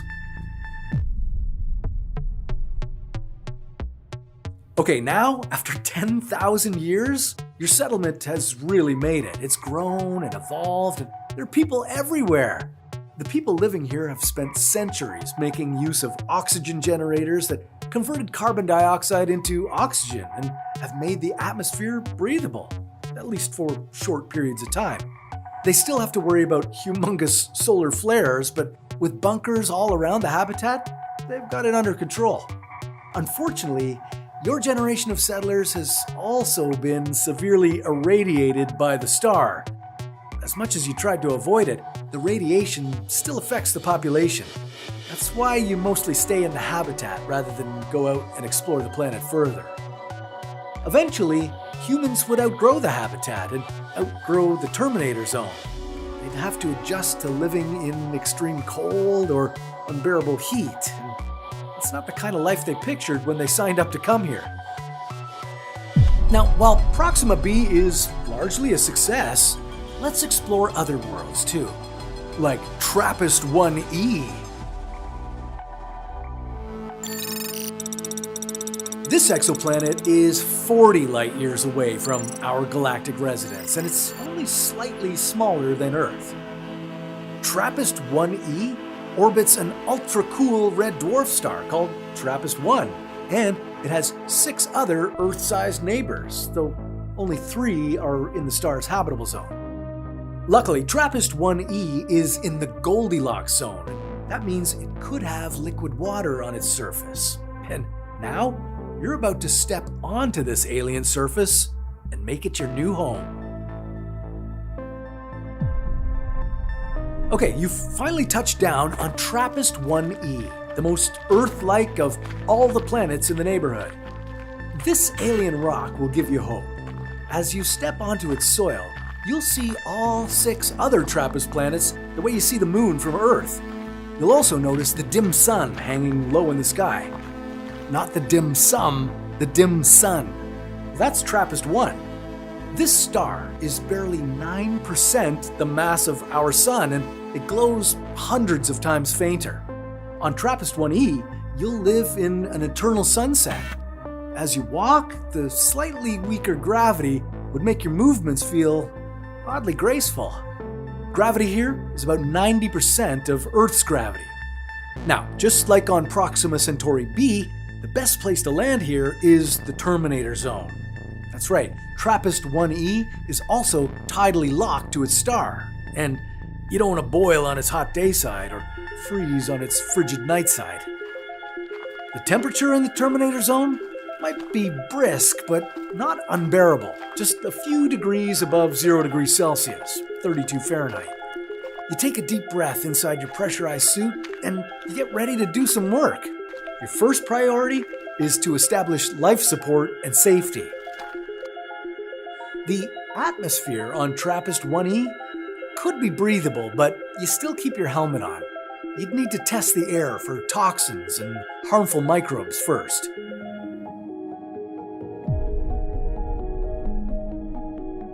Now, TRAPPIST-1e has one thing Proxima Centauri b does not: water. With an oxygen-rich atmosphere, water, gorgeous views, and a never-ending sunset, this planet is a pretty good contender for Earth 2.0. Your team has now confirmed the air is breathable, but you don't want to risk it. Not yet. You didn't travel all this way from Earth just to die on this rock. You'll set up your main habitat near a water source. Your crew will deploy a water extraction system to filter the water. You'll also set up a greenhouse module and start growing plants for food. But the dim light from the star isn't enough to give your plants the energy they need, so you'll rig up some LED lights above your greens. Kale is still on the menu. Just like on Proxima Centauri b, you're going to need a radiation shelter. Yeah, this star, it spews out violent bursts of radiation, and you never know when to expect them. After your first month on this planet, you'll be pretty confident that you could make it work here. I mean, what choice do you have? It's not like you could turn back and travel the 40 light years back to Earth. Your camp is growing. You now have a larger radiation-shielded habitat and a nuclear power source. And here's a relief. The atmosphere is safe. So is the environment. If the air or soil had toxic chemistry, you would have seen the effects by now. Instead, you've discovered that TRAPPIST-1e has near Earth-like conditions. I mean, apart from the unpredictable and violent solar flares. Luckily, most of those are happening on the day side, so as long as you don't venture too far from the Terminator zone, you'll be fine. You'll be doing a lot of science, further testing the air, soil, and water for chemical composition and potentially even some microbial alien life. Yeah, you might not be the first settler on this world. You'd even start taking off your helmet. It's still risky, but TRAPPIST-1e seems safe for now.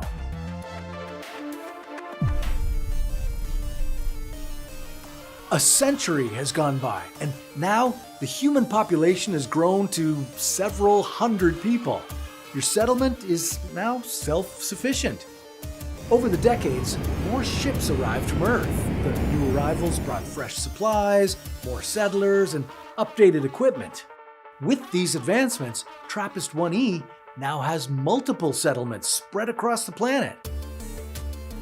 Once again, you succeeded on an alien world, but there's still that issue of solar flares and radiation. While TRAPPIST-1e might not be so bad for life, it's still not perfect.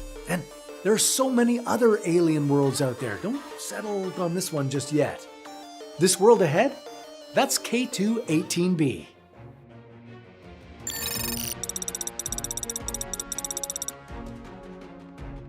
K2-18b is one of the most exciting exoplanets ever discovered.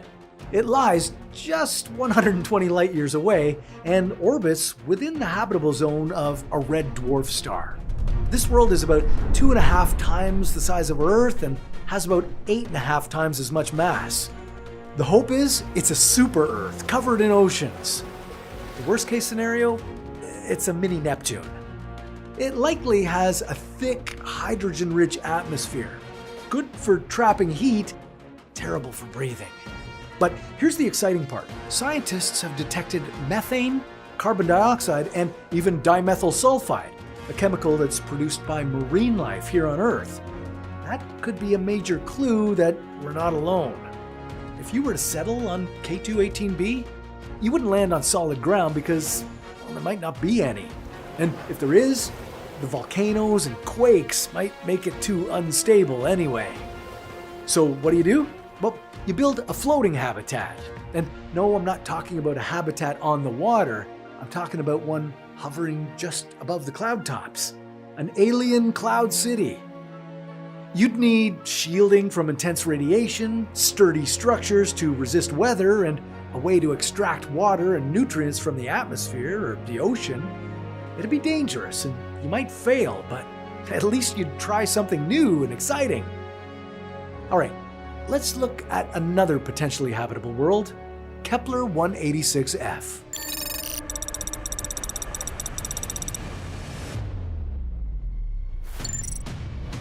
This rock made history. Kepler-186f was the first Earth-sized exoplanet ever discovered orbiting in the habitable zone of its star. When astronomers announced it in 2014, it became a possible Earth 2.0. That's where the good news starts, and also where it kind of ends. Kepler-186f orbits a small, cool red dwarf star called Kepler-186. The planet sits right at the outer edge of the habitable zone, which means it's not getting a lot of sunlight. To be exact, it receives only about 32% of the solar energy that Earth gets from the sun. Without a thick, heat-trapping atmosphere, it's likely a frozen world. Now, if there is water ice here, you'd need a serious thermal energy system to thaw it. And forget about using solar panels, at least not as your main power source. That red dwarf sun is just too faint. You'd have to rely on nuclear generators like NASA's kilopower fission reactors to power your base and keep it warm. There's also a logistics problem. Kepler-186f is the only planet in its system's habitable zone. The other known planets orbit much closer to the star and are scorched. So if this place doesn't work out, there's no plan B nearby, and you're 500 light years from Earth. No resupply missions, no rescue ship, no turning back. And if you think 500 light years is already pushing it, well, you might not like where we're going to take you next, because this next planet is 1,200 light years away.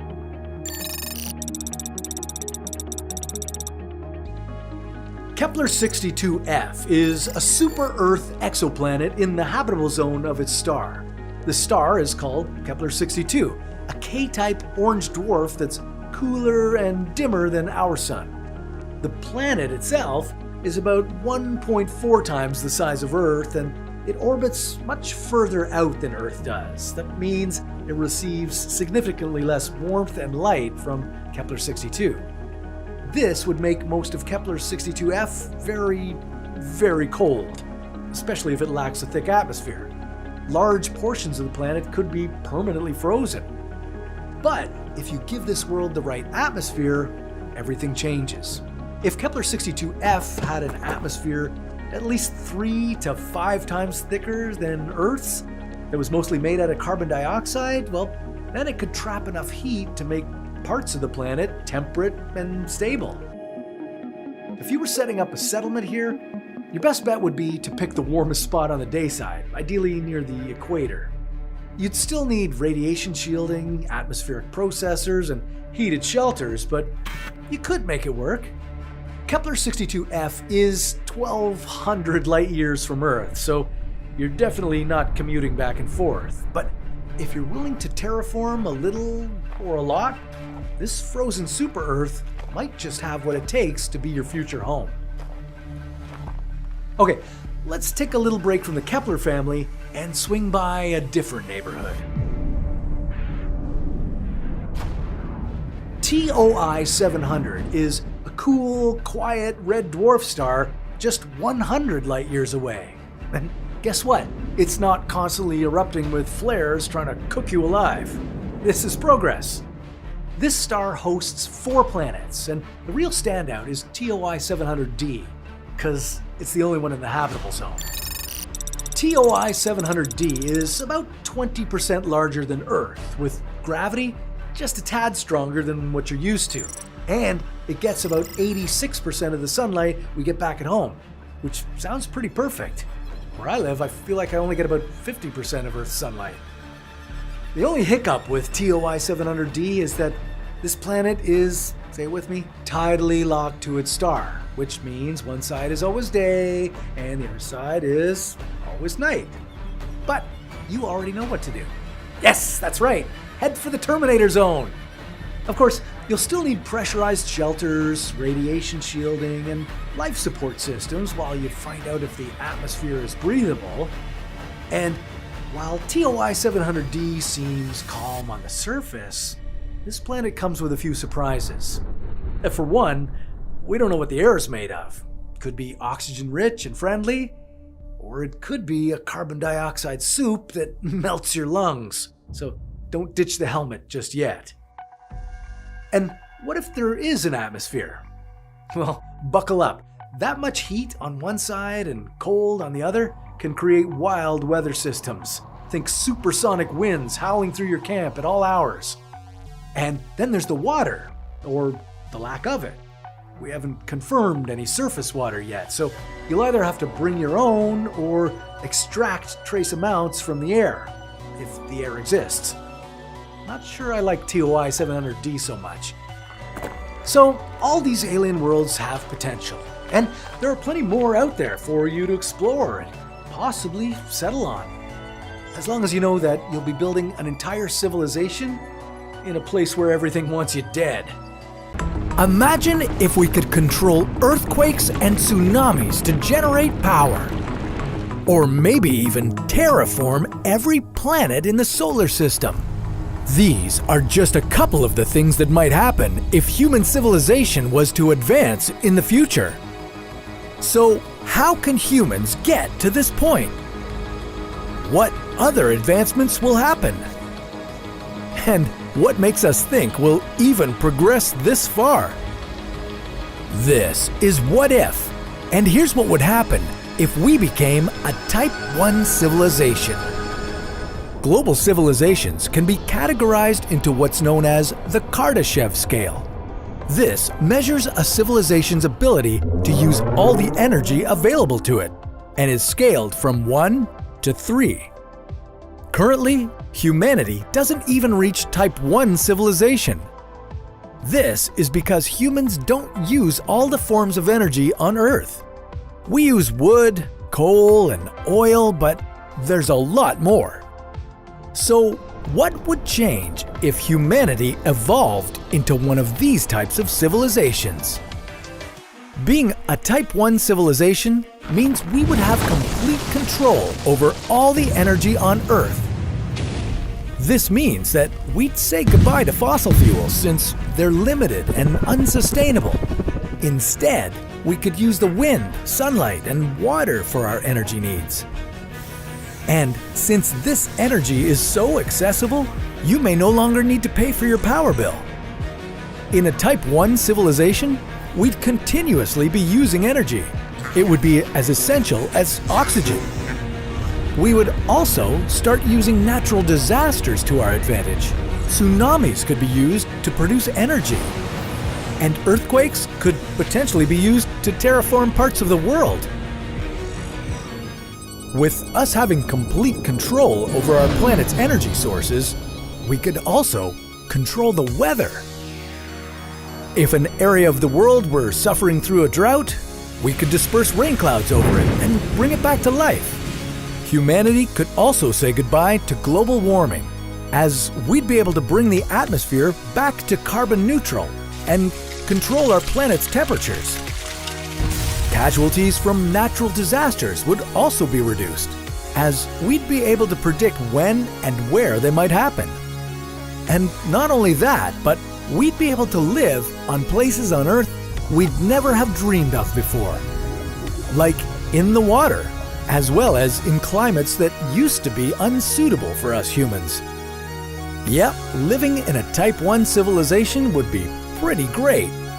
But with things being this perfect, we might get a little bored. So what if we took humanity one step further and became a Type 2 civilization, or even a Type 3? A Type 2 civilization means we could harness the energy of the sun and use it not just on Earth, but throughout our solar system. We could use its power to travel to and terraform Mars, or even a planet like Neptune. Becoming a Type 3 civilization would allow us to use all the energy in the galaxy. And since the Kardashev Scale was invented in the 1960s, scientists have come up with potential 4th and 5th types of civilizations. This is where things get a little tricky. Scientists aren't ready to fully define these as they're past our current understanding of physics. But it is safe to say that becoming either a Type 4 or Type 5 civilization means we could harness the energy of the entire universe and be able to travel it with ease. And becoming a Type 5 civilization means we'd all be practically gods. We could control and manipulate the universe in whichever way we please. There's no telling when we might evolve to these levels of civilization, but experts generally agree that humanity might be able to reach Type 1 in the next 100 years or so. But that's only assuming that humanity lives long enough in the first place.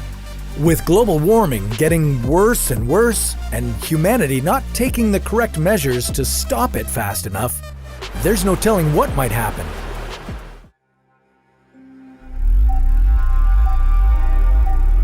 Researchers have detected strange radio signals coming from deep space. These mysterious radio waves might just be bursts of cosmic energy from a distant neutron star. Or it could be that scientists have discovered a highly advanced civilization 90 light years away from Earth. So, what kind of civilization would have the ability to send strong signals like this? Well, scientists classify civilizations on something called the Kardashev Scale. It's a scale that measures a civilization's technological ability to harness energy. While it's a hypothetical scale that could eventually have 5 or more levels, most scientists only refer to the first few. But don't be underwhelmed. We're the only civilization we know of, and technically, we're still stuck on Type 0. At this stage, we've managed to harness some, but not all of our planet's potential energy. We consume about 18 trillion watts of power every year, and if we wanted to bump ourselves up to a Type 1 civilization, we'd need to consume over 500 times that every second. To do this, we'd need to harness, store, and utilize all of the energy available to us. That includes all raw materials and every bit of sunlight that reaches Earth. We'd also have to tame volcanoes, earthquakes, and other natural forces. At the rate at which we're developing now, it's possible that we could be a Type 1 civilization within the next 200 years. But whatever civilization scientists may have discovered in the far reaches of space could already be a Type 2 civilization, or higher. Once our civilization has all of the energy available on our home planet under control and we graduate to a Type 1 on the Kardashev Scale, then we need to take the next step.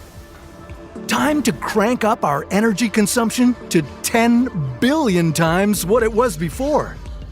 To do this, we'd need to harness not just all the solar energy that reaches Earth, we'd need all of the energy our star generates, period. If there is a Type 2 civilization out there, they're probably using an incredible system to do this: a Dyson sphere. They'd build this megastructure around their star to collect all the energy it radiates out in every direction. They could even assemble other Dyson spheres around the first Dyson sphere to guarantee that little to no energy escapes. But there's nothing simple about this technology, and that's why only advanced civilizations could construct something like it. For one, a Dyson sphere must be larger than the star itself. And if these megastructures are bigger than stars, well, they should be easy to spot, right? Well, this could be tricky. Once a civilization is finished building the Dyson sphere, the megastructure blocks nearly all of the visible light from its star. A civilization this advanced could make its own solar system invisible. Lucky for us, visible light isn't the only way to detect a star. Even with a Dyson sphere blocking its light, a star would still radiate heat, and we could detect the star by the infrared light it gives off. But that wouldn't be the only way we might discover a civilization this advanced. Remember that strange radio signal? It originated about 90 light years away from Earth, coming from the star HD 164595. Was this powerful radio signal created by an alien race and intentionally pointed toward Earth? A civilization able to pull this off would need to be far more advanced than our own. This Type 2 civilization would be able to utilize the raw materials on every planet in its star system, and maybe even beyond. They may have built fusion reactors that orbit their planet, fueled with gas from other worlds with hydrogen-rich atmospheres. And they might be mining precious metals from rocky planets, just like Earth.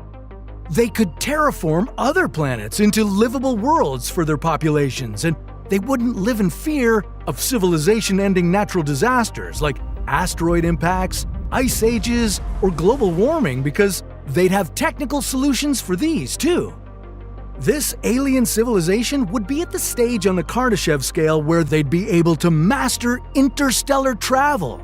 But if that's true, there should be no reason for them not to pop by for a visit, right? Well, not so fast. With all the advanced technology they might have at their disposal, these aliens could be waiting for us to catch up. That way, when our civilizations meet, we would do so as equal partners. Who knows? They could be so advanced that they're no longer a fully biological race. They could be more like cyborgs with a mix of robotic and organic material. This would make them capable of incredible things that humans could only dream of. But they wouldn't stop there.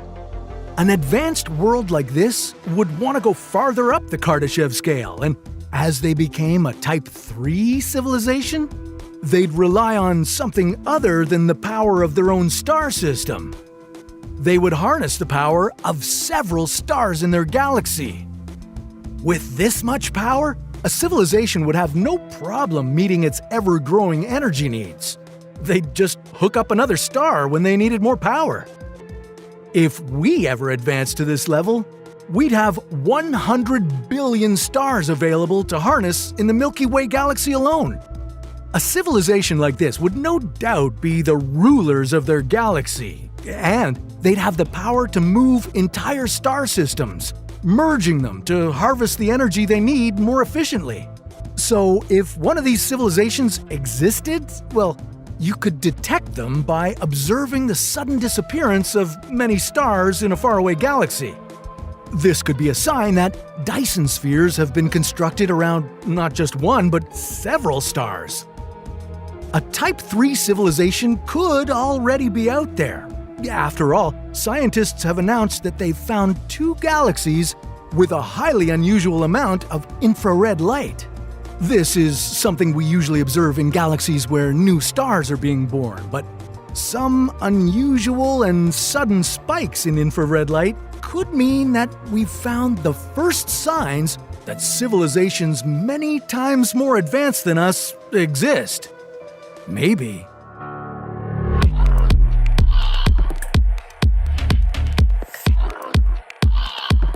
Imagine having the ability to live forever, travel anywhere in the universe, and harness enough power to create wormholes. Well, if you're part of the ultra-exclusive Type 3 Civilization Club, these are just some of the everyday luxuries available. So, how could feeble Earthlings get to this level of power? But more importantly, should we even try? How would our lives transform as a Type 3 civilization?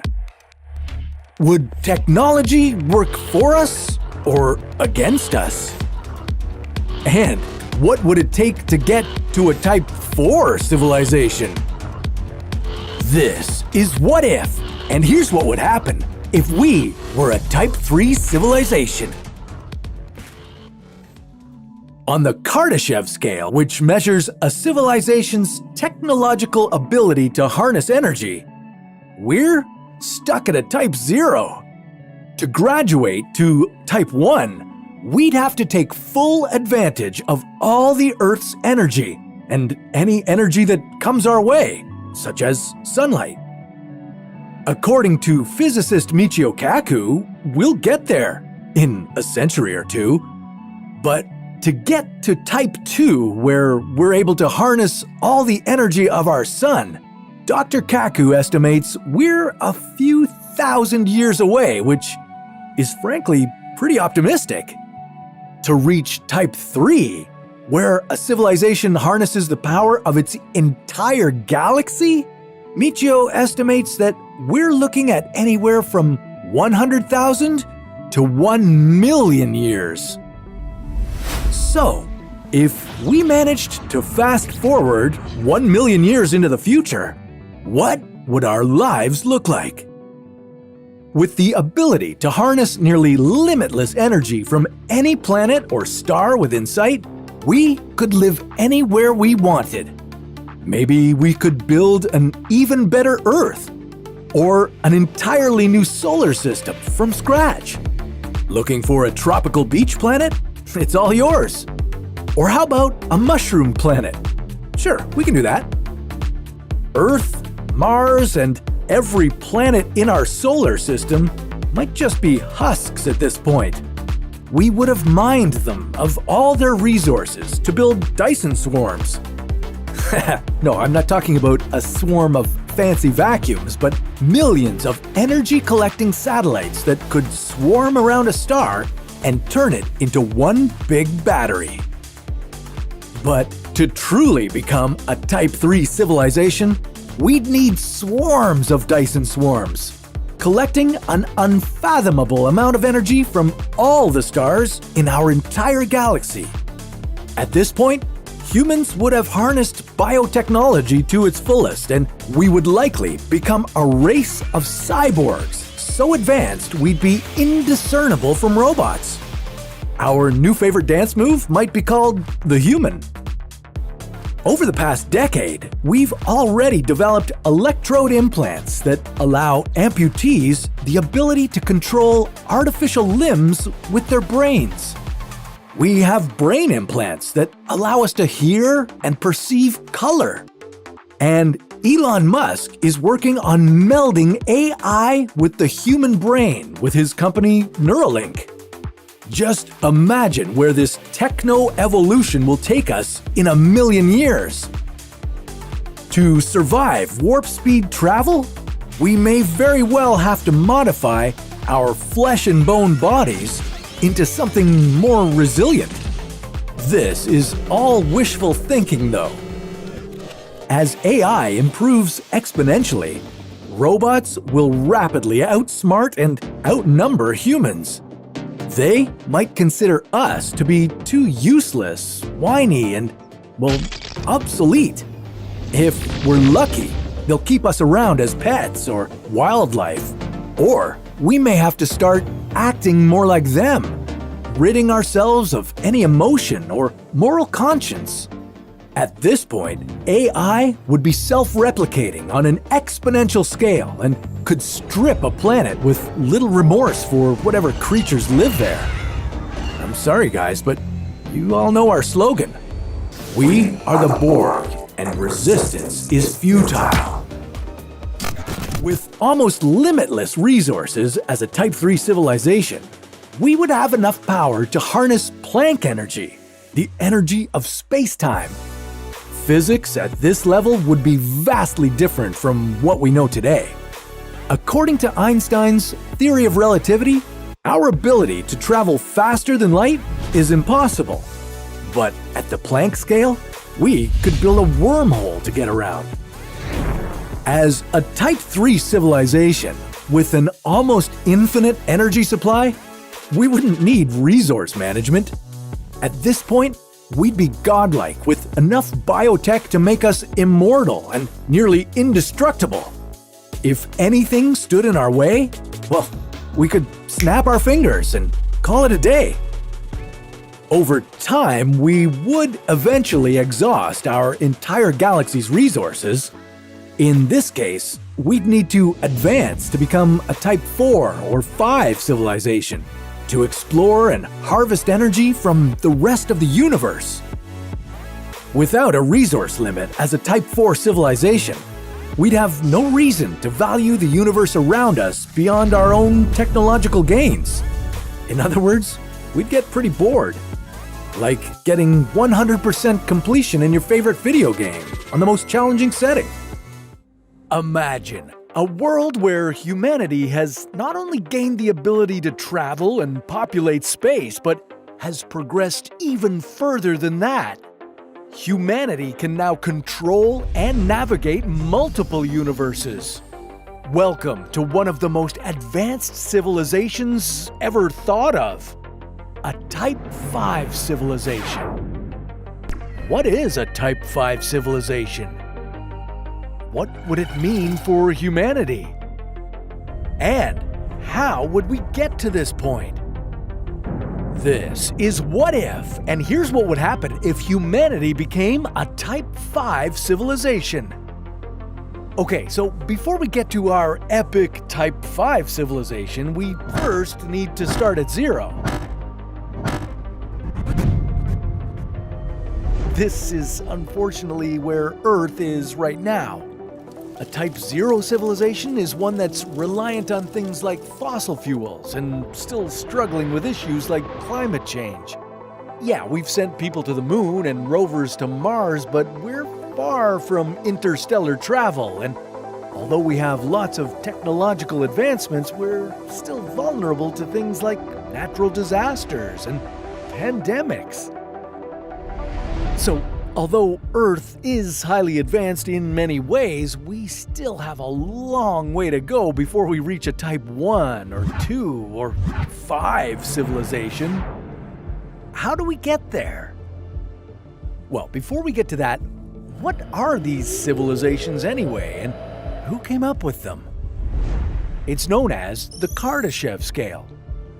Developed by Nikolai Kardashev in 1964, the scale categorizes a civilization according to its technological capabilities and energy consumption.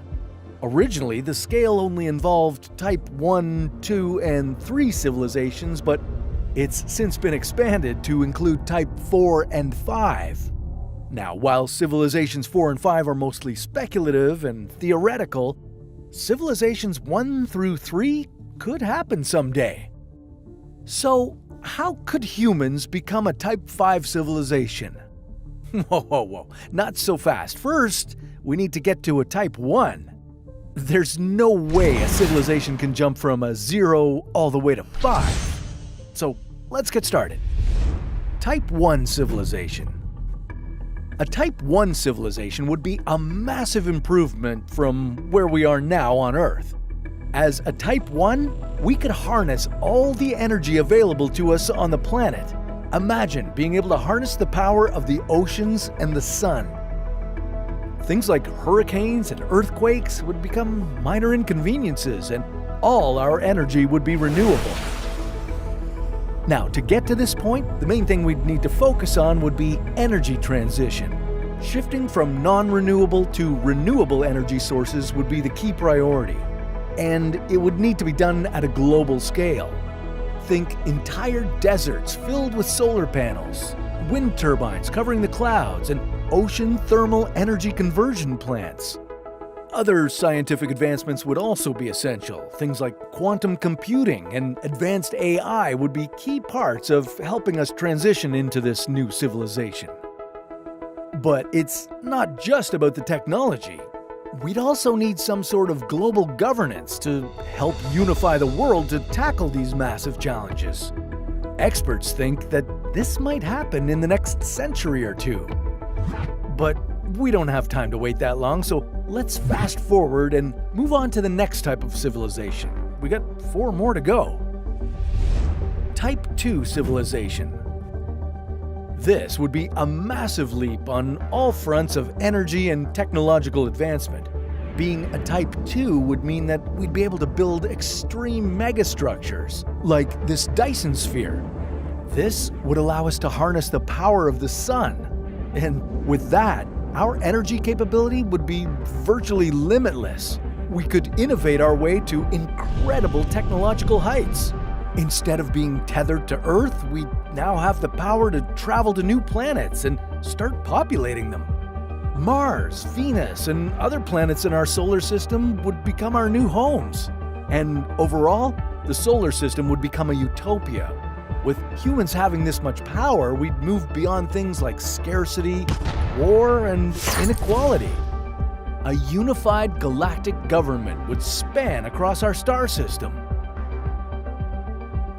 But it would take some hard work. Becoming a Type 2 civilization would require all of humanity's effort and span multiple generations.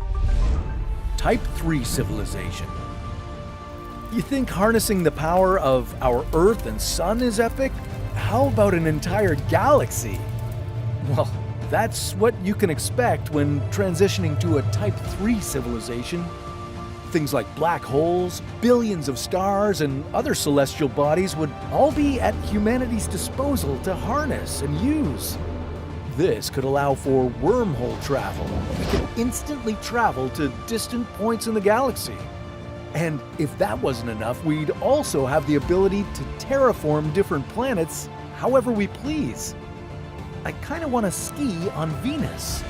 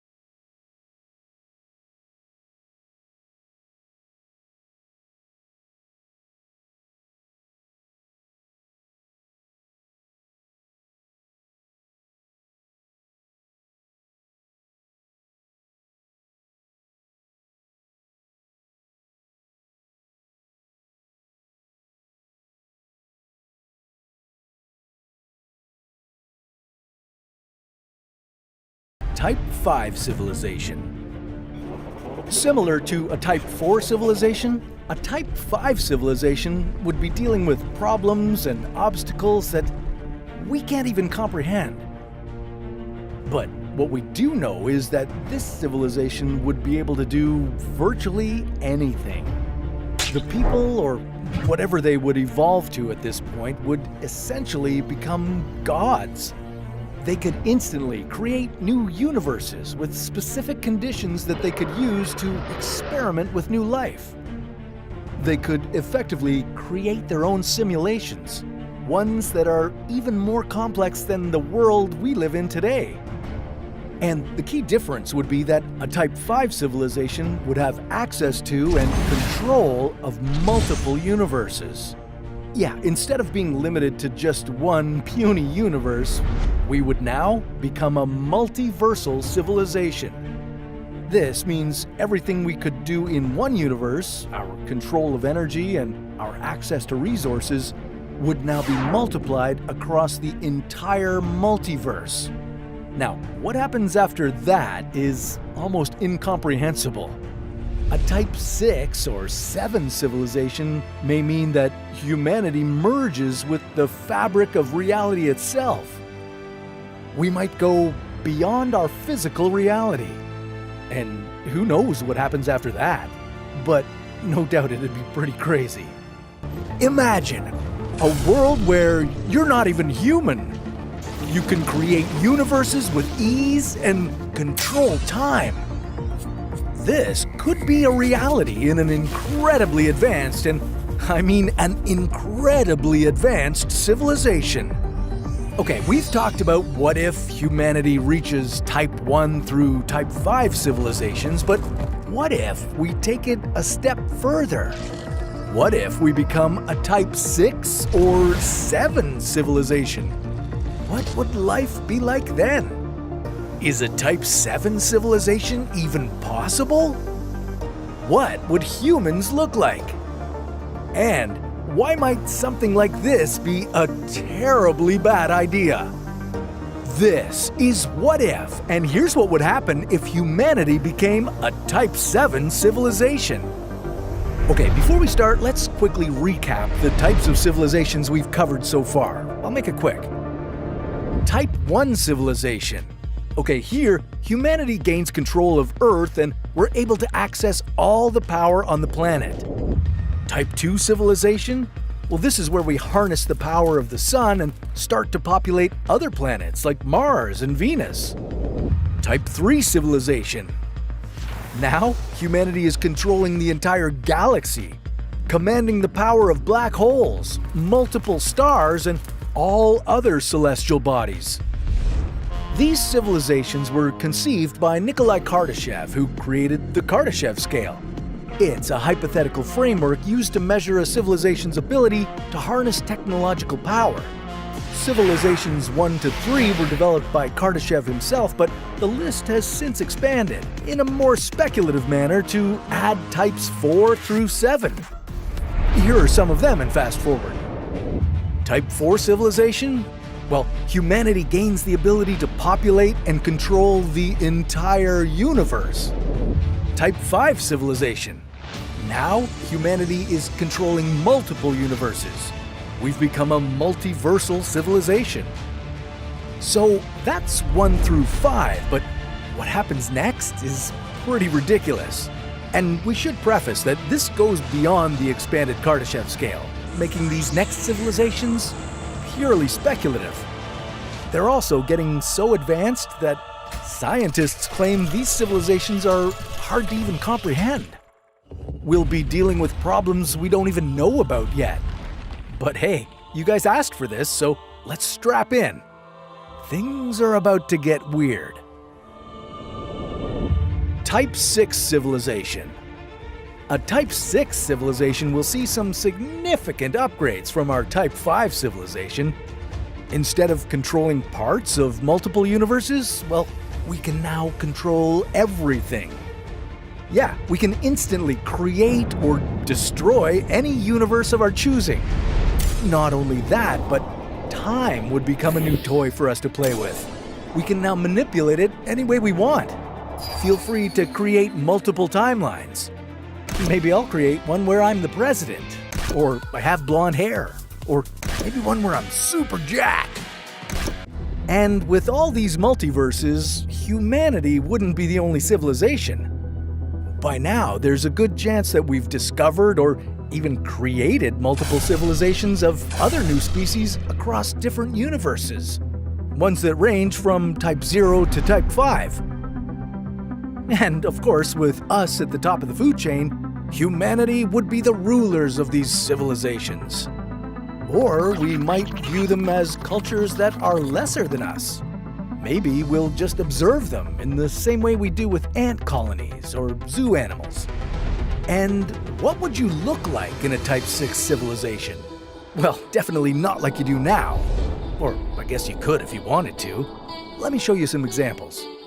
You'd have the power to control reality and matter, so if you wanted, you could look like you do now, or you could look like The Rock. There's also a chance that we would no longer be biological beings. As we've progressed through these civilizations, technology and AI have only been getting more advanced. We may have fused with artificial intelligence, becoming robo-human hybrids. Maybe we'd look like this. And if you're more creative, who knows what you could be? You could be an alien, a godlike giant, or go a more efficient route and become a ball of energy, one that could move around universes with ease. Now, if you think a Type 6 civilization sounds nuts, well, wait till you see what's next. Type 7 civilization. As we've progressed through these civilizations, things are only getting more ridiculous, weird, and confusing. We're now officially at the point where this civilization is almost beyond human comprehension. We'd have the ability to create, alter, and destroy more universes. Ultimately, controlling everything. One of the key differences between a Type 6 and 7 civilization would be us being able to control the omniverse. Okay, again, this is entirely speculative, but the omniverse is even bigger than the multiverse. It contains an infinite amount of universes, both real and fictional. It shows every conceivable timeline and contains realities we can't even understand yet. Humans, or whatever we're called at this point, would be able to transcend any form of physical or metaphysical reality. Our new forms are unimaginable, at least with our current knowledge. We'd be past the point of having to worry about dying or any form of suffering. Instead, humans might exist in a state of constant bliss, enlightenment, and euphoria. We might be able to exist simultaneously in multiple realities and timelines, able to see everything in the past, present, and future. With all this incredible power, it kind of begs the question, would humanity even want to get to this point? Would we even be considered human? I mean, society has progressed so far that we're not even experiencing the things that make us who we are. Instead of hanging out with our loved ones and following our passions, we're now invincible beings who have transcended our current feeble human needs and ideas. We're building new realities and playing God. We'd also have plenty of existential challenges in this period. With humanity being so powerful and controlling everything, well, what would there be for us to do? We've already conquered the Earth, the universe, and now the omniverse. Where does humanity progress? And what would we have left to accomplish? We wouldn't experience any adversity or challenges, two essential aspects of our human life. So, as exciting as these things sound, would it be worth it? At what point will we attain Type 2 status? Well, remember, now we're talking about centuries to maybe 1,000 years into the future. This means building the first starships. So we're going to go far beyond the solar system and reach out to the nearby stars.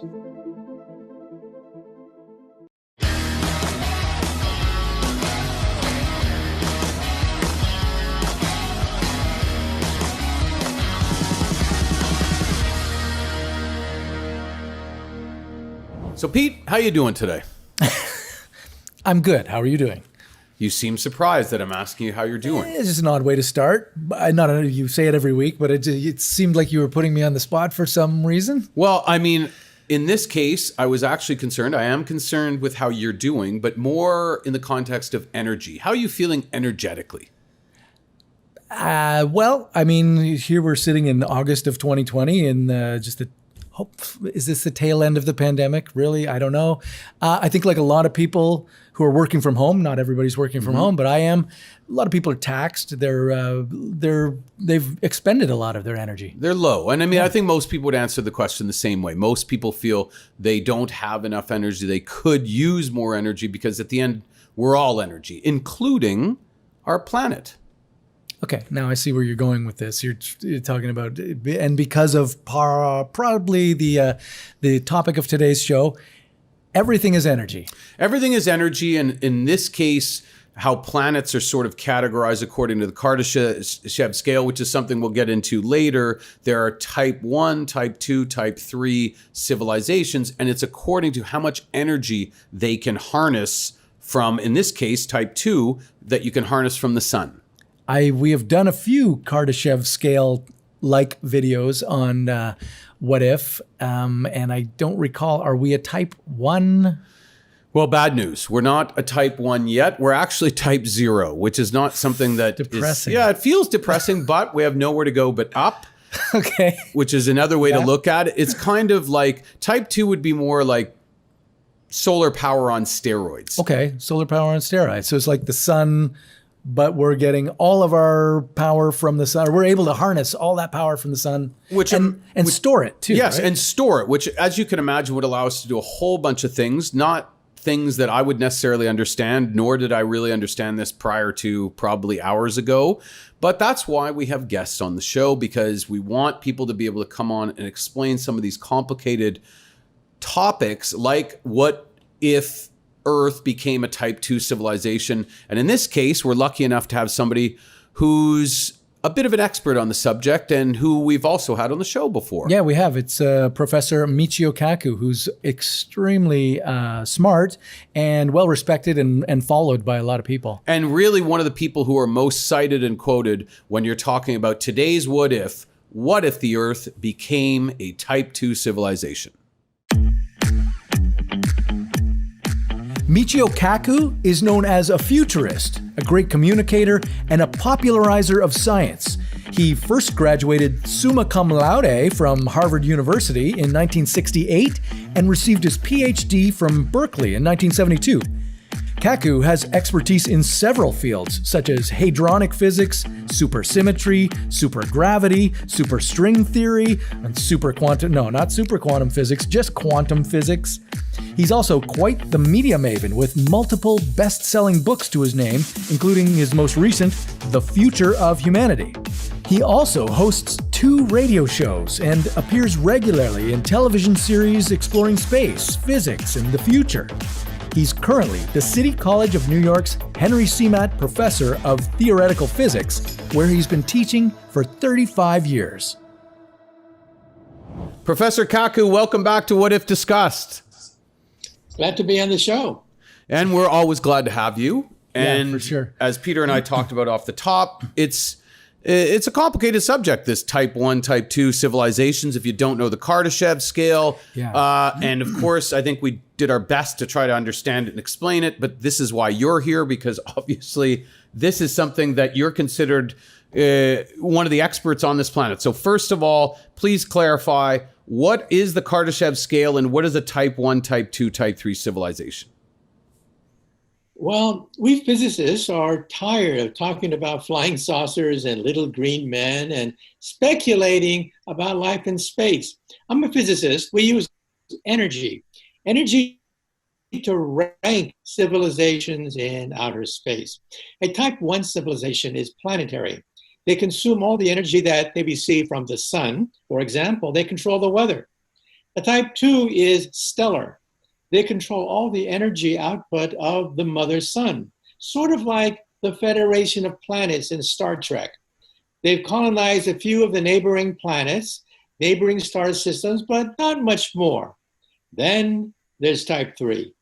Type 3 is galactic. They roam the galactic space lanes. They can harness the energy of 100 billion stars in the galaxy, sort of like Star Wars. Star Wars would be an example of a type 3 galactic civilization. Now, what are we? Do we play with the weather, play with volcanoes, and play with earthquakes? Do we play with the sun?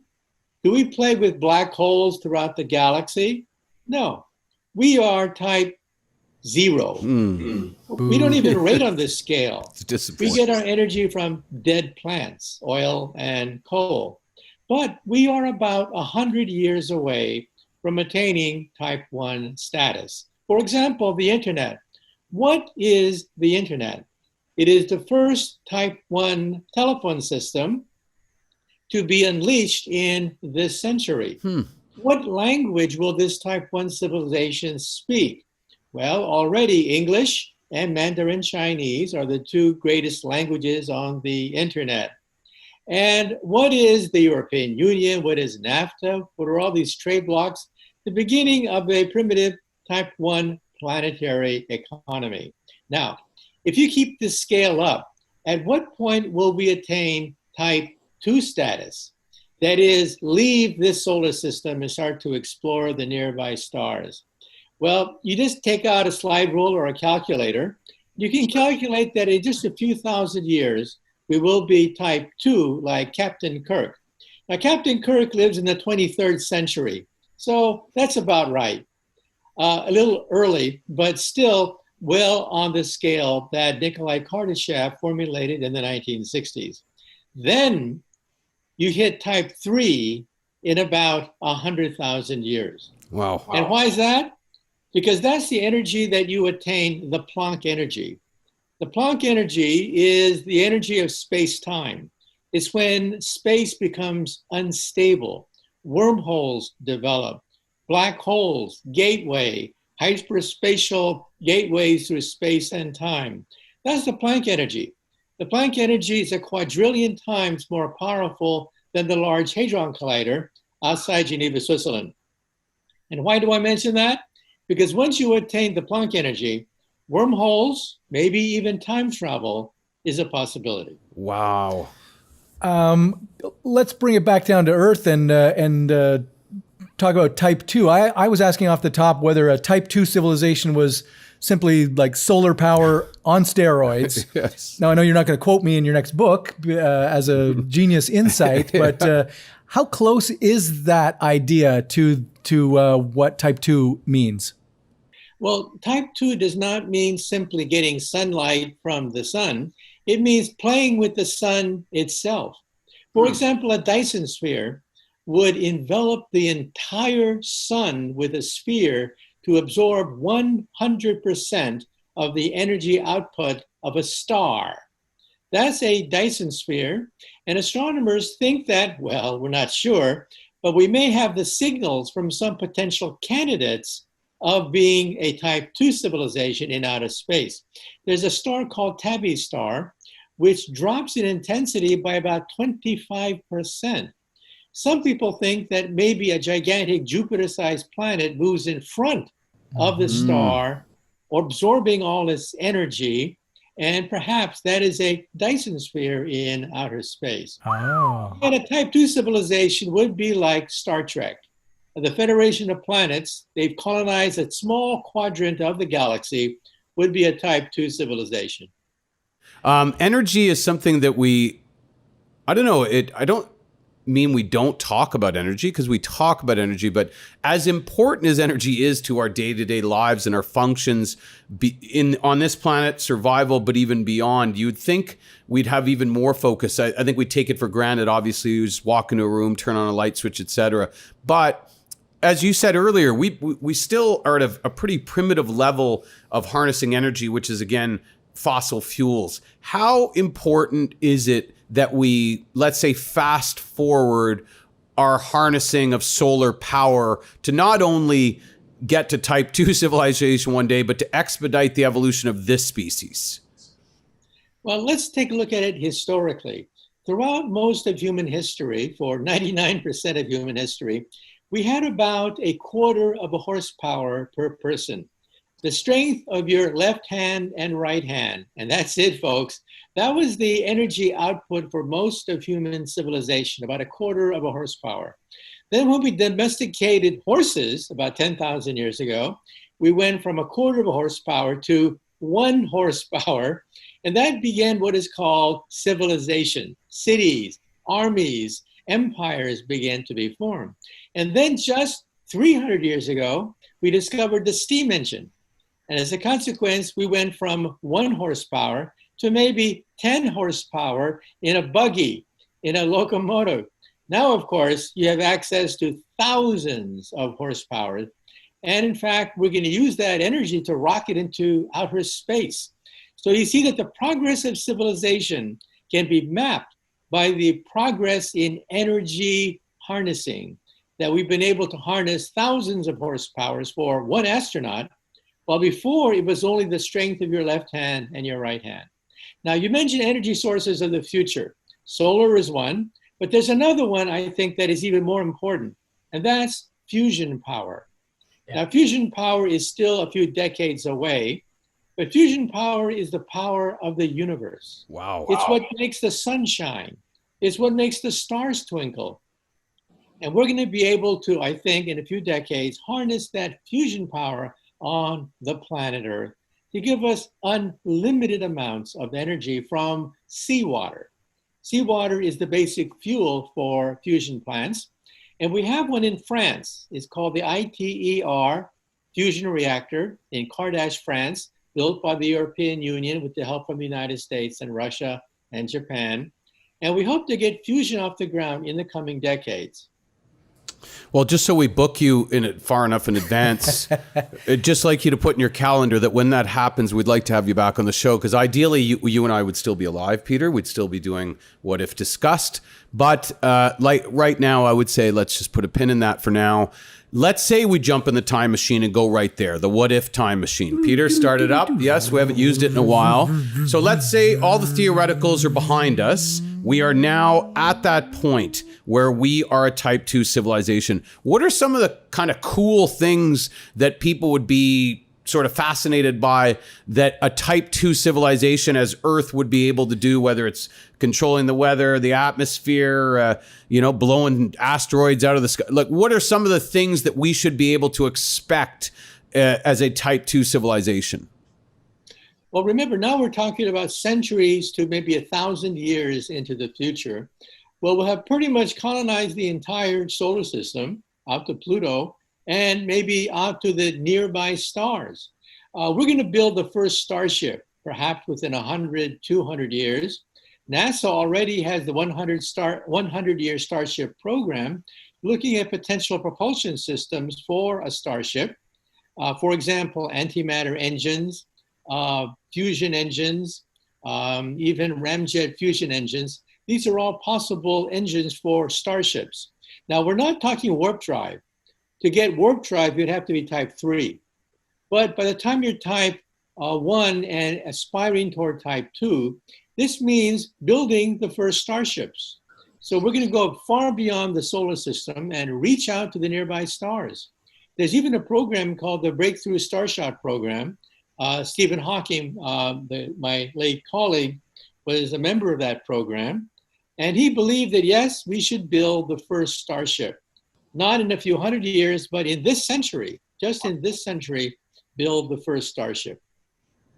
Well, one of the great things about having you is that regardless of where we're at, individually or collectively, I'm always optimistic and excited after I speak to Michio Kaku, because you see the future in such a way that is, especially in these times, encouraging and exciting and And Wow. it gives us a reason to sort of, look forward beyond our sort of day-to-day problems and be excited about the future. It's interesting because we talked about, Homo sapiens being around for 200,000 years. Yes. And Professor Kaku saying, all you had for power was, half a horsepower. Yes. And now we're 100 years away, probably. Yes. And I mean, 100 years away, we couldn't fly. Or sorry, 100, a little over 100 years ago, we couldn't fly. So, and then, 50 years later, 60 years later, we're sending people to the moon. So incredible. As you are always adept at doing, you get us sort of steered in the right direction. We're going to have Professor Kaku on later. If you want to listen to this full in-depth interview beyond our conversation that we just had, click on the link below, because a special treat, we are going to be breaking down your most recent New York Times bestseller, The Future of Humanity. I don't think it's overstating it to say that this is one of those times where you want to be thinking about the future of humanity, but especially the insights and the visionary perspectives that you have in the book. Give us a little idea of what we're going to be hearing about and what people can expect to find in the book, The Future of Humanity. Well, the dinosaurs did not have a space program. They did not. That's why they're not here today. There are no dinosaurs joining us for this interview today because they got wiped out. They were clueless. They didn't know what hit them. Well, we do have a space program, and it's inevitable that we're going to have crises. For example, volcanic eruptions, meteor impacts, pandemics. We know they're going to be crises of the future, and we need an insurance policy. An insurance policy to make sure that humanity survives no matter what catastrophes hit the planet Earth. And the main stumbling block preventing that was a 4-letter dirty word, cost. It costs $10,000 to put a pound of anything into orbit around the planet Earth. That's your weight in gold. Think of your body made out of solid gold. That's what it costs just to put you in orbit around the planet Earth. Well, now prices are dropping because Elon Musk and others are perfecting the reusable rocket, because of competition, because of private-public collaboration. The price of space travel is dropping like a rock. This means that in the future, mom and dad may be able to go to outer space. And I would even predict that our grandkids may have the option of honeymooning on the moon. Cool. Not the dark side of the moon, though, because that's not a good way to start a relationship. A little more private. So again, more with Dr. Kaku about everything future of humanity. You don't want to miss this. So click on the link below, and you're going to get a really in-depth dive into a rabbit hole that's going to cover so many topics about the short, medium, and long-term future of humanity on this planet. Dr. Kaku talked about insurance policies, Peter. It sounds like the perfect segue to talk about our friends at Policy Genius. Well, Professor Kaku is not necessarily an insurance salesman, but he is a genius. He's possibly not a policy definitely genius. Not a policy genius. Well, Policy Genius is an insurance marketplace, and there comes a time in life when it becomes evident that people need some life insurance. But the world being a little topsy-turvy right now. It certainly is. Pandemic, it's a deadly pandemic, and you might be thinking, okay, well, can you buy life insurance when there's a deadly pandemic? Because is it inflated? Will they cover me? Yeah, exactly. Well, the short answer is yes. You can buy life insurance during a pandemic, and if you have loved ones, depending on your income, it's a really good idea. Best place to go for the best rate? Policy Genius.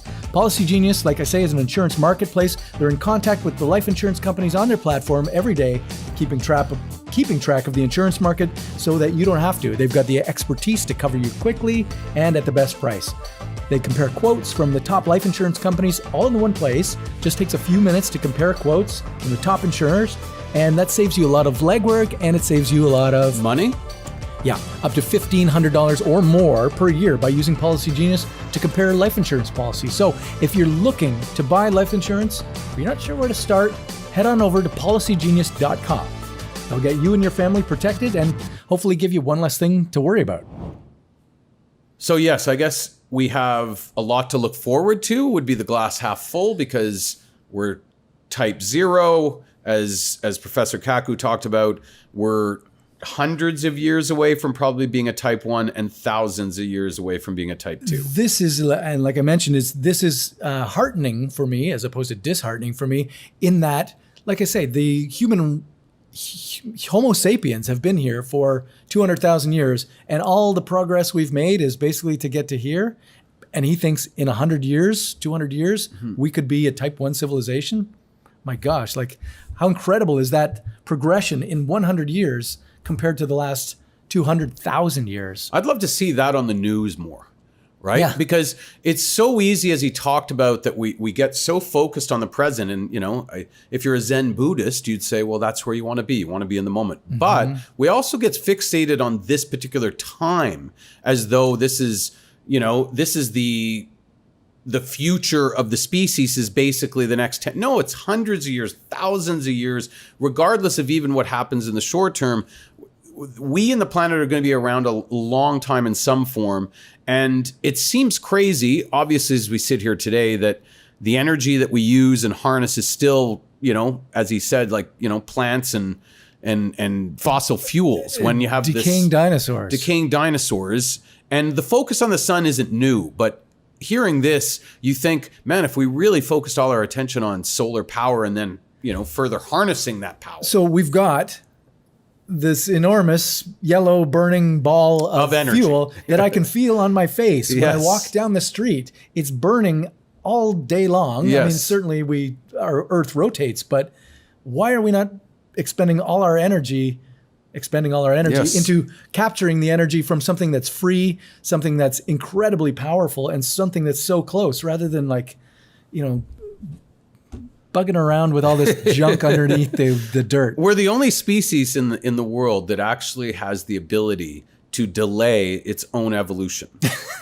Because we've known this for 50, 60 years, that obviously there's a way to get solar power, make it ubiquitous around the world and essentially make energy as close to free as possible. But our focus hasn't been there. Our focus has been in other ways. And of course, once you have that link to your economy, nobody's in a rush to sort of change the status quo. And that's kind of been the case. I think, though, not only is the will there by most people or many people around the world, I think it's starting to see that the political currency is there as well. So I think if we're doing the show in 10 years, it's a different story, because I think we're going to be way further down the line on way more solar and way less fossil.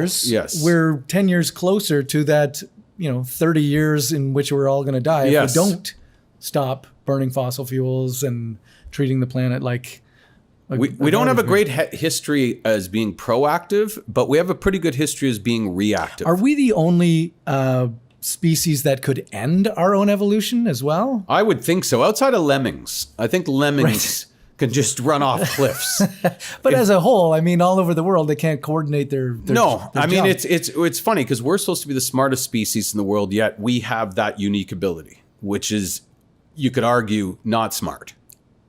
Exactly. If you want more with Professor Michio Kaku, like we said, there's the full audio podcast. Click on the link below and you'll get about 20 more minutes with us and Professor Michio Kaku. It's going to be really interesting. Trust me. Talking about the future of humanity, which we're kind of doing here, but of course, at a kindergarten level. So if you want to hear somebody who really has an incredibly visionary perspective on, an exciting and optimistic perspective on the future of the species, humanity, the planet, etc., you're going to want to stick around for this, because again, every time we talk to Michio Kaku, we usually leave kind of smiling and feeling a lot better about things. He's talking about things that make you happy, rather than, it's not the end of the world for him. It's the possibilities of what we can do.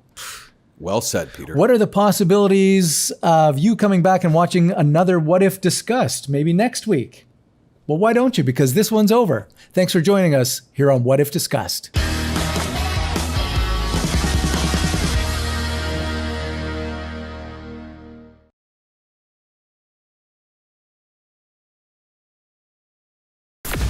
There are trillions of planets in the universe, but even with our most powerful telescopes, we've never found a single trace of life out there. And no alien civilizations ever found us. It could be we're just not advanced enough to be noticed, or we're looking for the wrong things. So it's time to upgrade, make some interstellar noise, build some megastructures and megascopes, and find out whether we're actually alone in the universe. Today, we're going to speed up Earth's evolution and become an intergalactic Type 3 civilization on the Kardashev Scale. That is, if we don't go extinct first. Of course, to become a Type 3 civilization, well, we'll need to reach Type 1 status first, because currently we are... that's right, 0.73. Scientists ran advanced machine learning computations a couple years ago, and the math said that's where we are on the Kardashev Scale, which doesn't sound very impressive. Now, if you're wondering, what the heck is a Kardashev, and what's their scale, and what does it have to do with civilization? Well, that's completely fair, so let's back it up. The Kardashev at the heart of the Kardashev Scale is Nikolai Kardashev. He was an astrophysicist and scientist, part of a team looking for extraterrestrial signals in the 1960s. In 1964, he wrote a short, elegant paper, Transmission of Information by Extraterrestrial Civilizations. It proposed that signs of life strong enough to cut through the universe's noise required civilizations that controlled and used staggering amounts of power to generate that much information, typically going out into the universe as radio signals. So Kardashev classified them into 3 straightforward levels of civilization, starting with... Kardashev described the Type 1 civilization as a civilization that controlled and used all the energy resources of its entire planet. In our case, that would be harnessing and using all the energy on Earth. So solar, wind, geothermal, fossil fuels, tidal energy, nuclear energy, fidget spinners, all of it. A Type 1 civilization would have full control over its domain. Control over weather, over the power of tectonic plates, volcanoes, earthquakes. Clearly, this requires technology that's far beyond where we are currently. So, we're moving slowly toward Type 1. Very slowly. Recent studies predict that we'll barely reach 3/4 of Type 1 by the year 2060, and it could take another 300 years after that, or more, to actually reach a full Type 1 civilization status. Which means, yeah, you're gonna have to put up with bad weather for a while. Now, if you're thinking, hey, I'd like to be around when we get better weather, how can we speed this thing up? Well, good question. Harnessing and utilizing that much energy is gonna require capturing all the solar power striking Earth and figuring out nuclear fusion, or digging up and burning every bit of fossil fuel that exists, which would have its own catastrophic effect on the weather. Okay, as everyone reaches for the phones to ask their favorite bot how we speed this up, yeah, the one glaring answer is artificial intelligence. And it's already in motion. Scientists at the UK Atomic Energy Authority are already bringing AI supercomputers online to help accelerate nuclear fusion research.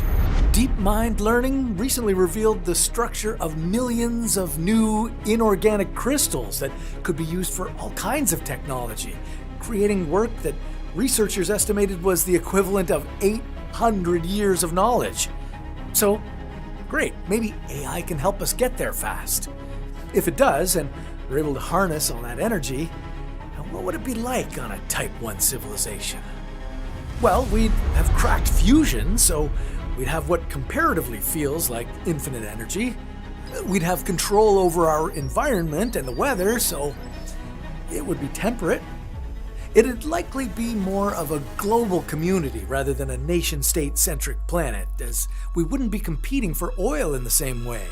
And ideally, we'd all have a basic universal quality of life, as we'd all have the energy to feed everyone, provide clean water and tech for everyone, and turn deserts into greenhouses. We'd have excellent travel, technology, medicine, materials, and we'd be starting to set up outposts in the solar system. Our AI-assisted civilization would be making some noise.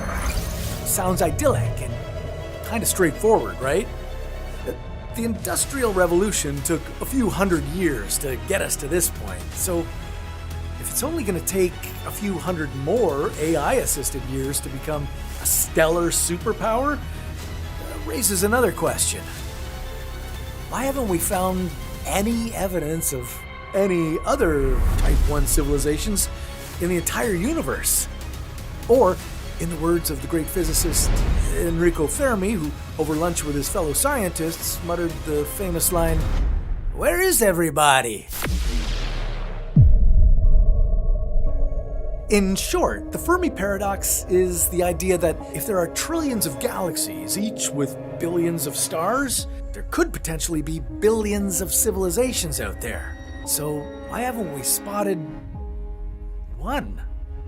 And even if our instruments aren't precise enough to spot them, then why haven't we heard from a Kardashev Type 1 civilization? Or a Type 2? Or a Type 3?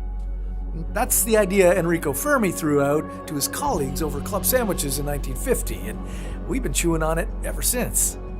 The Drake equation, formulated in 1961, tried to quantify Fermi's paradox by estimating the vast number of stars and planets and comparing them against the fraction of planets where life could have evolved, as well as calculating how long those civilizations survived after reaching high-tech capacity.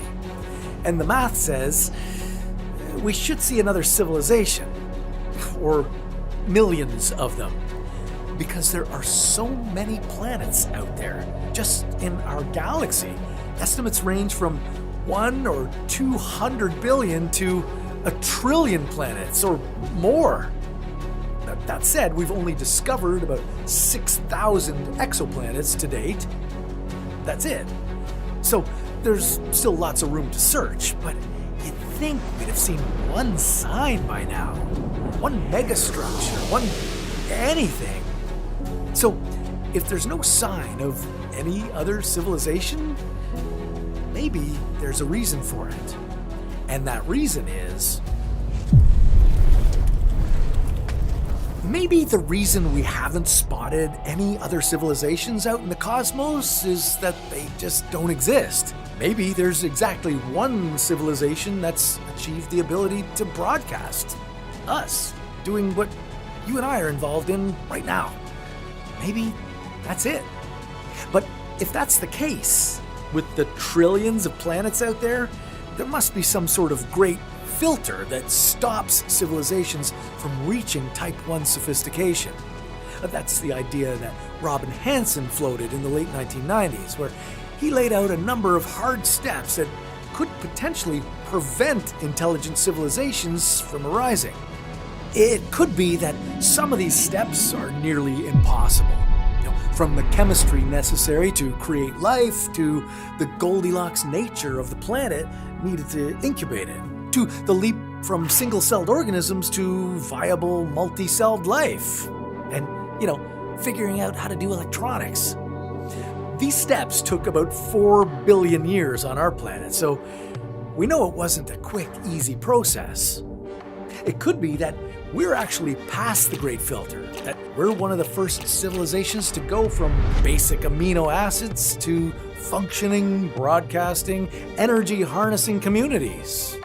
Or it could be the Great Filter is still ahead of us, that civilizations reach a point where they can broadcast, even create interstellar probes with golden records, but they eventually, inevitably, destroy themselves. I mean, we came awfully close during the Cold War, where one rogue officer or faulty communication could have started the Third World War. We could have unloaded 70,000 nukes on our own planet. That would have kept us from reaching Kardashev Type 1, because, mutually assured destruction. And hey, we still have like 12,000 nuclear weapons kicking around, so we still really have to be careful about it. The fossil-fueled climate change is another long-term threat to our survival. The other option for the Great Filter? Artificial intelligence. We're all thinking about it.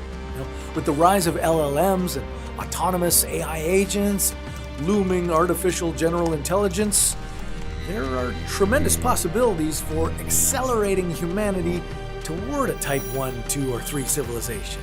But there's also the possibility that civilizations across the universe create what's called misaligned artificial intelligence, and it wipes out the civilizations that created it. We all tend to invoke Terminators or Judgment Day, and hey, there are autonomous AI drones in combat these days, so it is a working possibility. It's also possible that a rogue bot that doesn't understand the consequences of its actions creates a biological pathogen that kills every creature on the planet. An AI-created super pandemic. Or a bad actor uses AI without safeguards to create a chemical that devastates our ecosystem, or shuts down our power grids, or we become so dependent on AI that we can't do anything without it. Can't raise our kids or raise our crops, and when adversity hits, we've lost our ability to do even the most basic human tasks. The great silence out there might be evidence that most civilizations don't navigate this transition to the supercomputer artificial intelligence era and survive. Is it possible that artificial intelligences always destroy their founding civilizations? Is a universal law, like thermodynamics? Well, it's possible. So maybe we should be thinking, what do we want to do differently? What if we're at a bottleneck where our choices really matter? The way we work with AI, the constraints, the oversight, the laws around AI usage and development, they could all be critical to whether a civilization, let's face it, our civilization, makes it to 0.75 on the Kardashev Scale, let alone Type 1. What if a civilization's foresight regarding AI capabilities is what determines whether or not it makes it to the next Kardashev level? Remember that open letter a couple years back that all the computer scientists and godfathers of AI signed, asking for a 6-month pause on AI training? With people as diverse as Jeffrey Hinton, Elon Musk saying it was time for sober second thought? Maybe it's that kind of community-minded thinking, of societal resilience, which makes better choices in regulating the types of AI that are built. Maybe that's what allows a civilization to survive. Or, as some scientists have noted, it would be safer to focus on building narrower, tool-like AIs, instead of building wide-functioning, agentic AI that can do almost anything. Maybe specific types of AI with built-in guardrails and guidelines can help us become incredibly productive and reach Type 1 without wiping ourselves out. That's possible. If so, and if we can avoid an AI-driven Great Filter, then maybe it helps us reach. Now, if our civilization is careful and thoughtful enough to overcome the Great Filter of AI, humanity would eventually progress to a Type 2 civilization. To reach Type 2, the decisions we make this decade will have a butterfly effect that will impact untold future generations of humanity. Because AI isn't slowing down, it's accelerating. In just the last 6 months, we've seen a 50% increase in AI usage per day. Personally, I want to see what comes out of a Type 2 civilization. Kardashev described it as a civilization capable of harnessing the energy radiated by its own star, so we'd have the full power of the sun at our disposal. How much energy is that? Well, take every power plant, every solar panel, every ounce of energy we produce on Earth in a day, and you wouldn't even be close to matching the sun. Now, collect that energy for an entire year, and then do that again for another 639,000 more years? Well, then, and only then, would you match the total energy that the sun kicks out every single second. Yeah, Type 2 civilizations are pretty hungry. It would require a lot of building to get to that point. We're talking about creating mega constructs around the sun, designed to capture its phenomenal power. Just the amount of raw material it would take. We might be talking about strip mining Mercury or Mars down to the core to build Dyson spheres or Dyson swarms. If you're a science junkie like most of us, well, you've probably heard of a Dyson sphere. It's not a new kind of vacuum. It's basically a theoretical metal ball that civilizations would build around their star to capture all the starlight. Freeman Dyson cooked up the idea in 1960, saying, within a few thousand years of industrial development, any intelligent species should be found occupying an artificial biosphere which completely surrounds its parent star. The idea has led to all kinds of sci-fi novels, movies, along with deep research on the actual engineering. Maybe a Dyson sphere isn't possible to start, but maybe a Dyson swarm could be. Imagine millions or billions of satellites in orbit around the sun, capturing and focusing its power. Or we might be able to build a stellar engine, a massive sphere or disk that captures the energy of the sun and uses it to move the entire solar system. Or gargantuan, phenomenally powered laser arrays that could be used to move asteroids or trans-Neptunian objects around the solar system for raw materials. Need some water? Well, zap that incoming comet. It all sounds crazy, but these things were pure science fiction 60 years ago when they were props in the original Star Trek. I'm just saying, speculative science matters because here we are, able to communicate worldwide with the flick of a button. Does that make William Shatner the father of modern telecommunications? Now, these Dyson swarms and stellar engines aren't going to happen overnight. Even with cooperative AI, it's going to take at least a couple of thousand years. And by that point, humans and our AI agents could be melding. Yeah, well, if we're going to survive in space, we'll have to be genetically modified, and quite possibly directly interfacing with technology as we strive to reach a Type 3 civilization is a theoretical civilization that's in possession of energy on the scale of its own galaxy. So, for us to reach Type 3, we'd have to harness the power of all 100 billion stars in the entire Milky Way, and the black hole at the center of it, Sagittarius A star, using theoretical constructs like a magnetic harness or some system yet to be discovered to capture the energy found in the black hole's accretion disk. Massive Dyson swarms and stellar engines would have the ability to push stars closer together to better capture and utilize their energy. They'd be controlled by other theoretical structures, supercomputers,